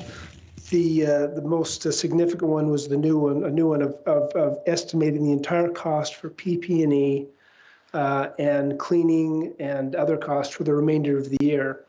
But we estimate these costs might be as high as $1.2 million. That's out of the $3.3 million that we have been granted. We will be producing a budget amendment for the fiscal FY20 budget to bring that money into the fiscal 20 so we can spend that in the 20 year. However, the money can be spent for 3 months of the fiscal 21 budget. So from October 1st through December 30th, we can continue to incur and spend money for this COVID-19 money. So it's possible that we will come back to you with an additional amendment because we did not include any of this $3.3 million in the 2021 budget. We didn't know what we would need, but we have the capacity to come back and do an amendment. We're trying to spend what we need now and get it done with. If we need to, we'll come back next year with an amendment for any expenditures related to October through December of next year. But in the budget for 2021, we have added nothing for COVID-19 related to the state's grant to us. We're all spending it in 2020. And I want to make sure that was clear going forward as we wrapped up this year. And that budget amendment will be coming forward in a very near council meeting. And the largest portion will be for the expenditure we're expecting this year. So if there's a balance of that 3 point whatever, when we're all done, but we don't need to spend it. Well, we do not get the funds, we are reimbursed the funds. Okay, so you have to have a request Right. and invoice, so everything. So that just means that's what the total allotment is. Right. And if we don't need that, we're just not gonna, Well, Tell them we need every bit of it, right? There's some interesting theories about that. In a meeting I attended a couple weeks ago in Canyon County with some of the state officials, they acknowledged that most cities were saying and municipalities were saying, we will never spend the amount of money you've given us on the current needs. So the governor and other state legislatures got together and decided they revised what they felt were appropriate expenditures. And one of those appropriate expenditures out of our funds would have been small business grants. So, I was just today getting the parameters of that. And this morning I was emailing back and forth with the state. So we'll be able to take from our $3.3 million and determine the parameters. What businesses do we want to support? Who are the most impacted businesses right now? What type of grants we want to offer? Is it a $5,000 grant? Is it a $10,000 grant? We're just determining that right now. So we're looking for ways to spend that effectively to aid the citizens of not only Nampa, but the rest of the city. Now, I've heard the state make a comment that if they get to the end of the year and they haven't spent all the state monies, they will look for appropriate avenues to incur expenses that legitimately use up those funds. And Mayor, I'll follow up. So who would, I'm sorry, Gene, just to say, I'm sorry. So who would administer, they say, small business grant money, and so who would administer that? I'm glad you asked that question. That's one of the questions I put to the city, to the state this morning. I asked them who would be the requester, who would be the approver, who would be the distributor of funds, who would be the communicator, and the answer I got back was the city would be. We would be the approver, we would be the distributor, we would be the all. We have the funds. They're basically saying you determine the parameters, you find the way to spend. They're basically putting the burden on us to take care of this, but we'll find a way. And please know, this is something that's developing. These emails were today. Yeah, this morning. So the guidelines, we're just trying to figure out what they are. Doug has been working on this, and this is one reason why COVID has been very time consuming, because it's been a moving target with new things coming up. And I really appreciate your diligence, Doug, on this, because it is time consuming, It is. but we're going to figure it out. Okay, so Mayor or Doug, so if I realize we don't have a definite answer here, but if we're the ones to administer this, then some of those funds could be used to hire a part-time person to handle all that? I think that's a reasonable assumption, yes. Okay. It could be. Now, I need to add that the people I've talked with the state today have been very responsive in trying to get me answers. So nobody's stonewalling me. Some of the people are still looking for the answers themselves. They've been really trying to get me the information. But I think it's legitimate to look for the funding at least through December 30th to get a temporary to help administer this. That would be reasonable. Okay. Councilwoman Munchie, I think, did you have a comment? I have a question for Doug. Thank you, Mayor Sling. Doug, this would be in addition to the extra CDBG CARES Act funding that was given to Beth's team to distribute as micro grants? This is separate, yes. Okay, thank you. But that doesn't mean that we need to coordinate with CDBG. So we're, working down the same pathway, so to speak. Okay, thank you. Are there any further questions for Doug? Doug, thank you for that update. It's greatly appreciated.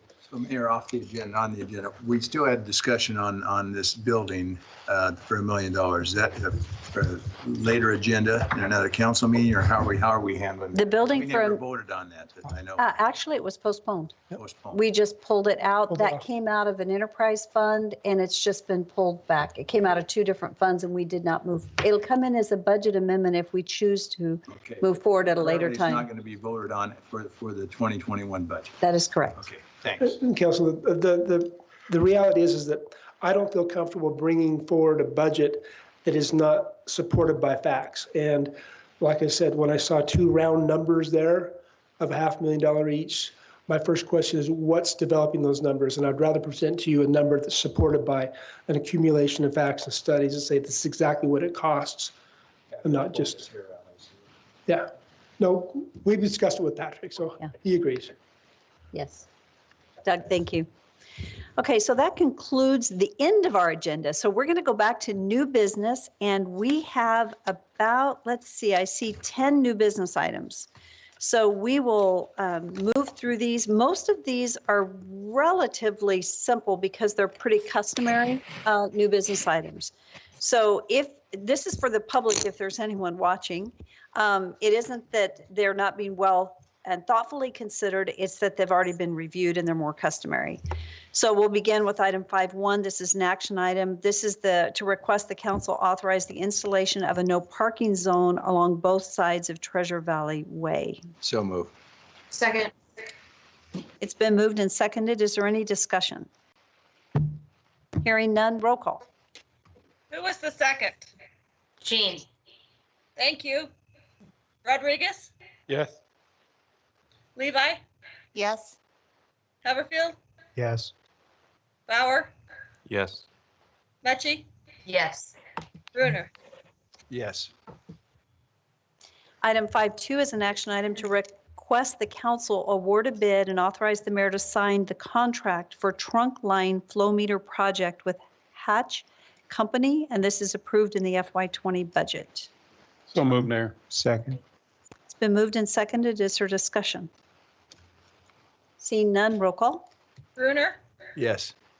Mucci? Yes. Levi? Yes. Bauer? Yes. Haverfield? Yes. Rodriguez? Yes. Item 5.3 is an action item to request the council award the base bid and authorize the mayor to sign the contract for the annual irrigation replacement FY20 project with Knife River Corporation.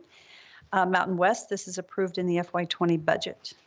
And so Mayor, just clarification, we are taking out the alternate construction from that. That's crossed out as, I guess that's correct. Okay, thanks. I'll make the motion that we accept as. Second. It's been moved and seconded. Is there any further discussion? Roll call. Rodriguez? Yes. Mucci? Yes. Levi? Yes. Bauer? Yes. Haverfield? Yes. Item 4 is an action item to request the council to award the bid and authorize the mayor to sign the contract for South Tank Rehab Project out on 12th Avenue or Highway 45 South with DN Tank, and this is approved in the FY20 budget. This is with the ladder and everything. Is this what we're talking about? Yeah. I need some information on that. Go ahead, Tom. Thank you. Or Nate. I'm not sure who's going to answer the question, but what is your question? Daniel. Well, Daniel? I guess it's more of a safety and just convenience issue here. I mean, how we Mayor, gonna- Councilman Brunner, as the tank is a number of years old at this point. As we had an inspection done on it, probably 2 years ago, there were recommendations in that inspection for safety improvements for the safety of our staff as they are out there on the tank, as well as the safety improvements interior to the tank for when we have it inspected going forward. And so, yes, the improvements out there all are safety related based on the recommendations we received on having the tank inspected. Okay, and Mayor, if I may, so Daniel, follow up. How often does this tank get inspected? I want to say it was around 10 years was when the tank was approximately 10 years old when we had it inspected. And so I would anticipate that would be the interval that we would be. I'm talking about our people going out. How often do they go out and climb this ladder, et cetera? I would probably have to defer to Nate on that. I don't know specifically. They are out there at the pump station, checking the pumps and those types of things typically daily. The actual going on the tank and that, I'm not sure how often that happens by our own crews. Nate, are you there still? Yes, Tom. This is Nate. The ladder and that the city does have telemetry mounted on there. that does provide tank elevation information. So it is checked routinely. So the safety improvements, are important.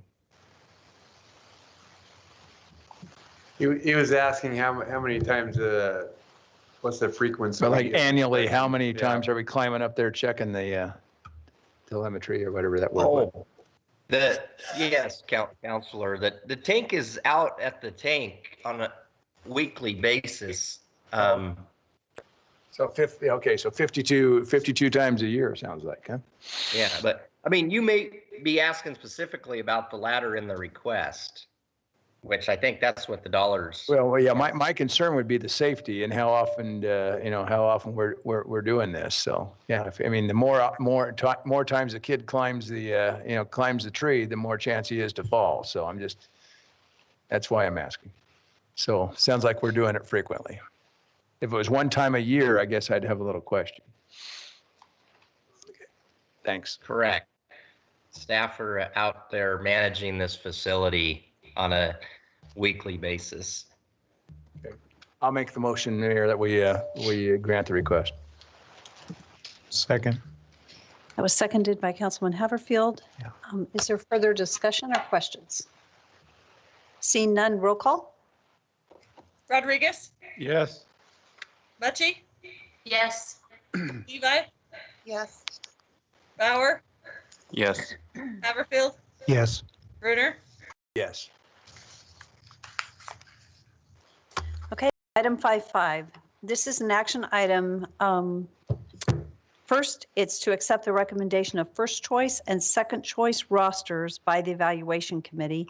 And 2, it's to authorize the mayor and public works director or city engineer to formalize negotiation and contracts with first choice firms and potential second choice firms when necessary for consultant services as outlined in the City of Nampa's request for qualifications miscellaneous professional services term agreement for fiscal years 2021 and 22 with an option to renew for an additional year.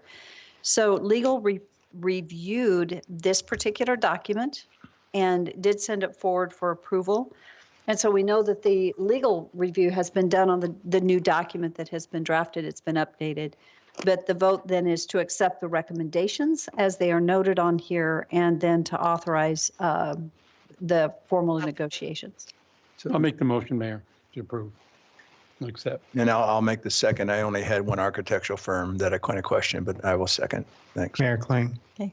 Based upon his, no, I will be recusing myself since our firm is listed, but we cannot obviously provide any services to the city as long as I'm on council. But it's just a position that we've had for years and like to maintain as long as I'm here. Okay. So Mayor, discussion, if I may ask, so once this list is made, if someone goes off it, is it tough to get back on again? Just curious. The process, you can submit, if somebody misses. You have to then be a new consultant, they can reapplication? submit, And we'll go through the committee Okay. and review their qualifications. All right. Which can be done, is that Which can correct? be done, yes, So- and we've done it before. So Thank hard? you. Hard or no? No, it's not hard to do. Sometimes there's consultants that have specialty things that we need to review their consultants, their qualifications, and it's usually these qualifications are usually 5 to 6 page documents. We look through those and run it through our committee, and then we say, yeah, they're qualified to do the work. Are there any further questions? There has been a motion. It's been seconded. Debbie, did you get those? Yes. Okay. So if there's no further discussion, roll call. Mucci, Yes. Levi, Yes. Bauer, Yes. Brunner, Yes. Rodriguez. Yes. Item 5.6 is an action item to approve and authorize the mayor to sign the local professional services agreement number 95625 with the Idaho Department of Transportation and Parametrics for the North Franklin Boulevard, 3rd Avenue North and Industrial Road intersection improvements. This was approved by legal and it is in the approved FY20 budget. So move. Second. It's been moved and seconded. Is there any discussion? Seeing none, roll call. Rodriguez, Yes. Levi, Yes. Haverfield, Yes. Bauer, Yes. Mucci, Yes. Brunner. Yes. Item 5.7 is an action item, and this is to authorize the mayor to sign the Federal Aviation Administration grant offer for the Airport Improvement Plan. It's AIP 32 Airport Taxiway Design at the Nampa Municipal Airport. So this has been approved by legal. It says its FAA grant is 100% and no match is required. And then I have a question. Does anyone have a question before the motion? Seeing none? I'll make the motion. That's a pretty good return on the investment. Second. It's been moved and seconded. Is there any further discussion? Seeing none, roll call.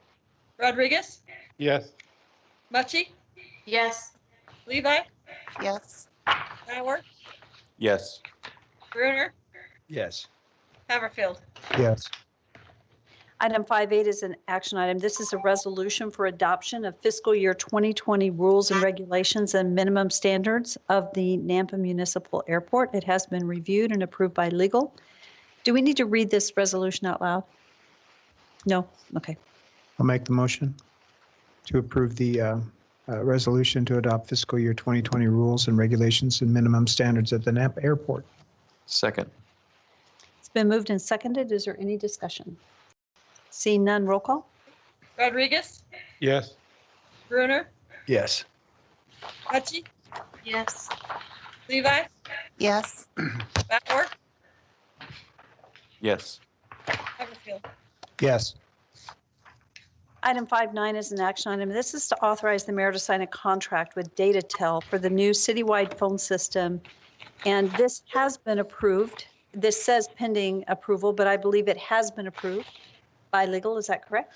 Mayor and council, yes, based on the timeline, limited the scope of the revisions we wanted done to this, just to limit the most sort of high value changes, and those changes were accepted by DataTel, and those have been incorporated into the document you have, so. Mayor Thank you. Kling, is DataTel our current service provider? I would let Butch. That is correct, yes. So it's just a continuation of a current service that they're providing?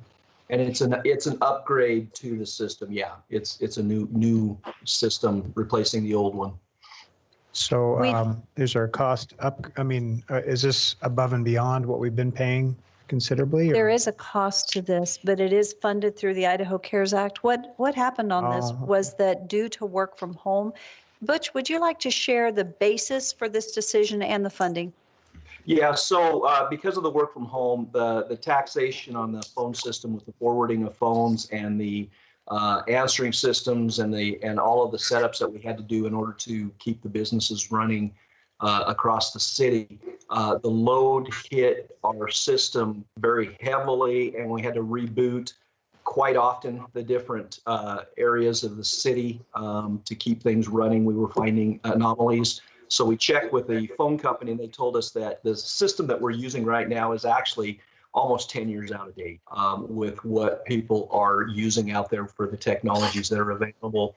And so this was a direct result of the work from home. And so we were able to get approved to upgrade the entire system with the CARES Act. So Mayor, follow-up question then for you, Butch. So the employees at home, are they being provided with their, is it VPN, I believe it's called? Correct. Okay.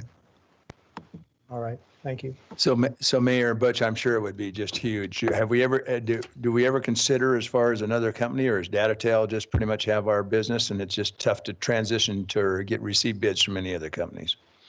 Yeah, that's a great question. As far as I know, that I'm not aware of any other service in the area that would offer this type of service for us. But if we need to do some review, we could do that. But they will be the smoothest transition for us with the least impacts for sure. And that's one of the concerns that we have is when we switch this over, because of the old nature of the system, it's not going to be something that we can do fully incrementally like we'd like to. It's going to kind of be a flip the switch. And so there are some risks with that, but we can minimize those risks if we stick with DataTel. Okay, thank you, Butch. Mayor, Yes. Butch, could you explain to me, so is this just like for the software part of the system or something? It's not actual phone devices going out to people? Well, there is some upgrades to the phone hardware. So just so you know, what we have today is we have the hard handsets on the desktops, and this will allow us now to load that onto the computers, and they can use headsets on the computers. They can still have desktops if they need them. There are areas of the city where you're just going to have those. But what this allows them to do then is, with their laptops that they're taking home with them, their home office goes with them. So basically the phone travels with them, so we won't have to forward the phone off like we have in the past, because it's not set on the desk. It's actually on the computer. So they can, if they have a headset, which we'll provide to them, then they can just take their laptop, and they're portable. Wherever they go with that laptop and their headset, that's their office. Follow up, Mayor? So when this is all said and done and hopefully things return to normal, people are working back in their offices, et cetera, what happens to all of that and the federal money that has paid for these things, and there's ongoing upkeep? Where does the finances come from for that? So we anticipate that there's an annual cost with the phone today. And so we anticipate that, we're still going to have an annual cost for maintenance and for all of those things that are ongoing.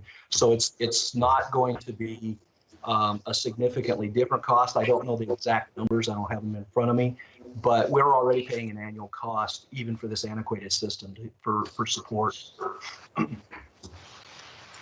Mayor and Butch, so the equipment that they would have, they would be able to bring it back to their place of work when they're back in offices, and it would still be able to serve their purposes? Absolutely. And we have a number of phones, like right now we have the hardware that a number of people are using that is compatible with the new system. We just don't have 100% across the city. And a lot of people aren't going to want to use those old systems anyway, but we will have them. And then the headsets and all of that all works wherever you're at. So if you're in your office, it still works there too. So yeah, it's not something that's just only going to be used for being at home. They'll use it at work as well. Thank you. So Mayor, just a clarification on something. So if, say an employee is working out of their office, they take their laptop home, they still get, like, a phone call will show up on their email, correct? Yeah. Okay. So has that been happening all along, or is that just starting to happen now? As far as getting an email, I'm talking about on a weekend, for instance.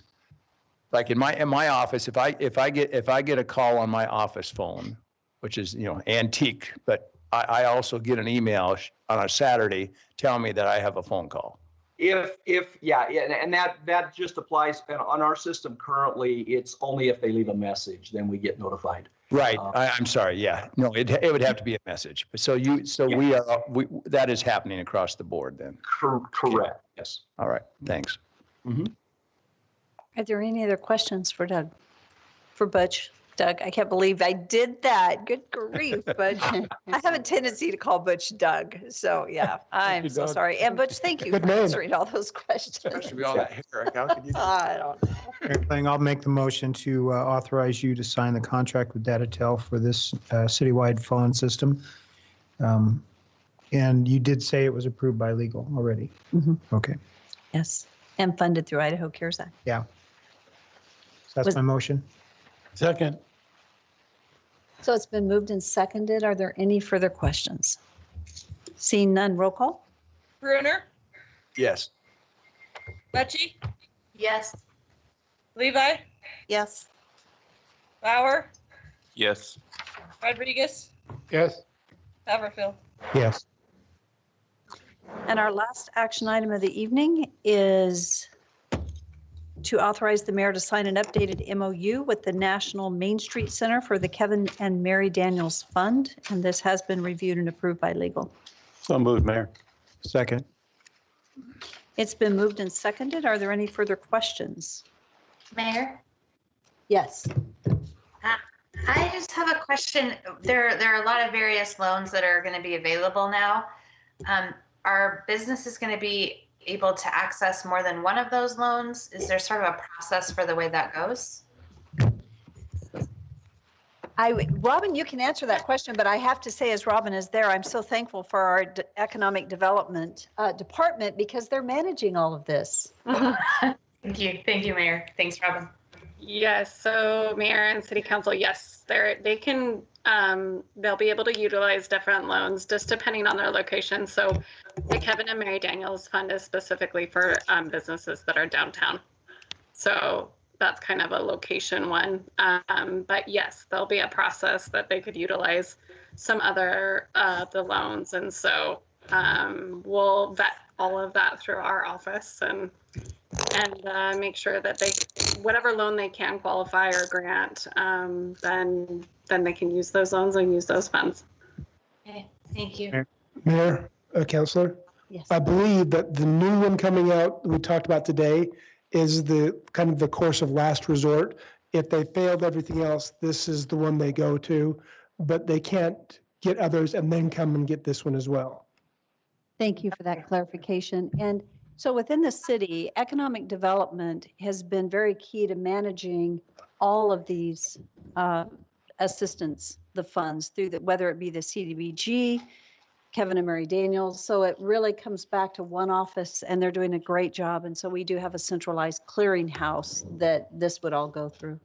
So one more thing for them to correct. Mayor King? Yes. Robin, what is considered downtown? So it's the three districts that lead into downtown. So I'd have to go back and look. So it would be the Downtown Historic District, and I'm forgetting the other two names of the other two districts. So it's outlined in the MOU too. So it identifies the three districts. And this specifically for facade upgrades? No, so that's what's up for so we had a past MOU that was in place. And so this MOU, you can use it for facades, but it also allows businesses to take out small loans from $2,500 to $10,000 for operating expenses. So just all of that changed because of COVID. So we worked with Main Street and Kevin and Mary Daniels to make this more flexible so downtown businesses could utilize these funds also. And the interest rate, again, is it 0%? Yes. Okay. It probably goes to 16th Street, doesn't it? Yeah, I can target a building. And Third. Yes, Councilwoman Levi. Thank you, Mayor. Yes. Robin, so this is specific to downtown. How do we notify our businesses downtown that this is available to them? Yeah, so we'll be doing marketing of this new option for businesses downtown. We'll work with the BID and Main Street board to let people know that this loan is a possible option for them. And hopefully we'll get businesses that are interested. So yes, we definitely have a marketing plan to let people know that this is an option. Thank you. Yes. Are there any further questions? I am trying to remember, did we have a motion yet? We had a second. We did have a motion. This was discussion. Thank you. Is there any further discussion? Roll call. Bruder, Yes. Lecce, Yes. Levi, Yes. Bauer, Yes. Haverfield, Yes. Rodriguez. Yes. Thank you. Robin, thank you for your work. Sure.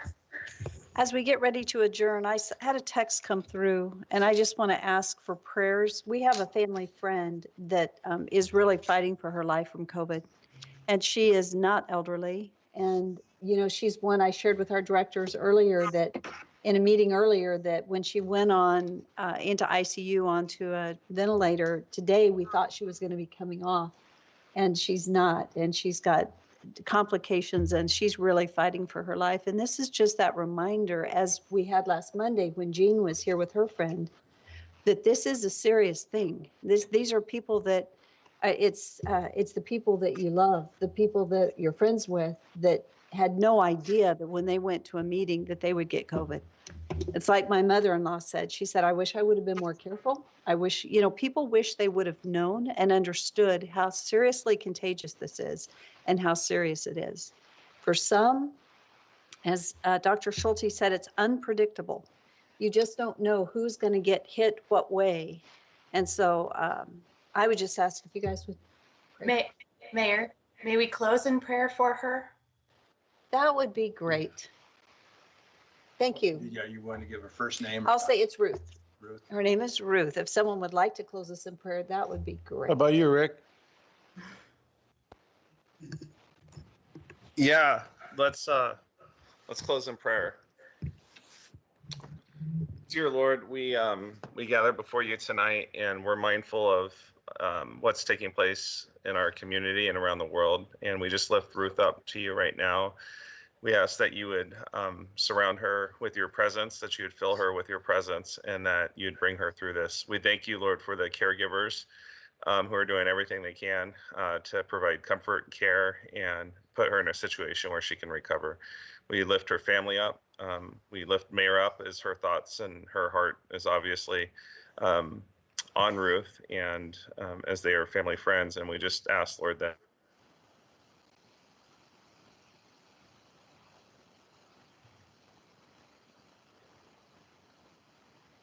I think he froze. Yeah.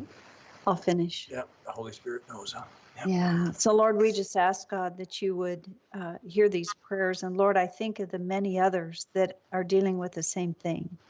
The families that have lost loved ones recently.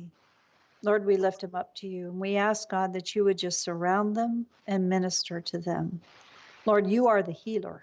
And we thank you, God, that you are able. So we put our trust in you and we cover our community, Lord, with this regarding this virus. And we just ask, Father, that you would protect us and that you would spare your people in this community. In Jesus' name. Amen. Amen. Thank you. And I was I stand make for a motion to adjourn. Well, second. All in favor? Aye. Aye. Aye. Thank you. So I understand the Southwest District meeting is on.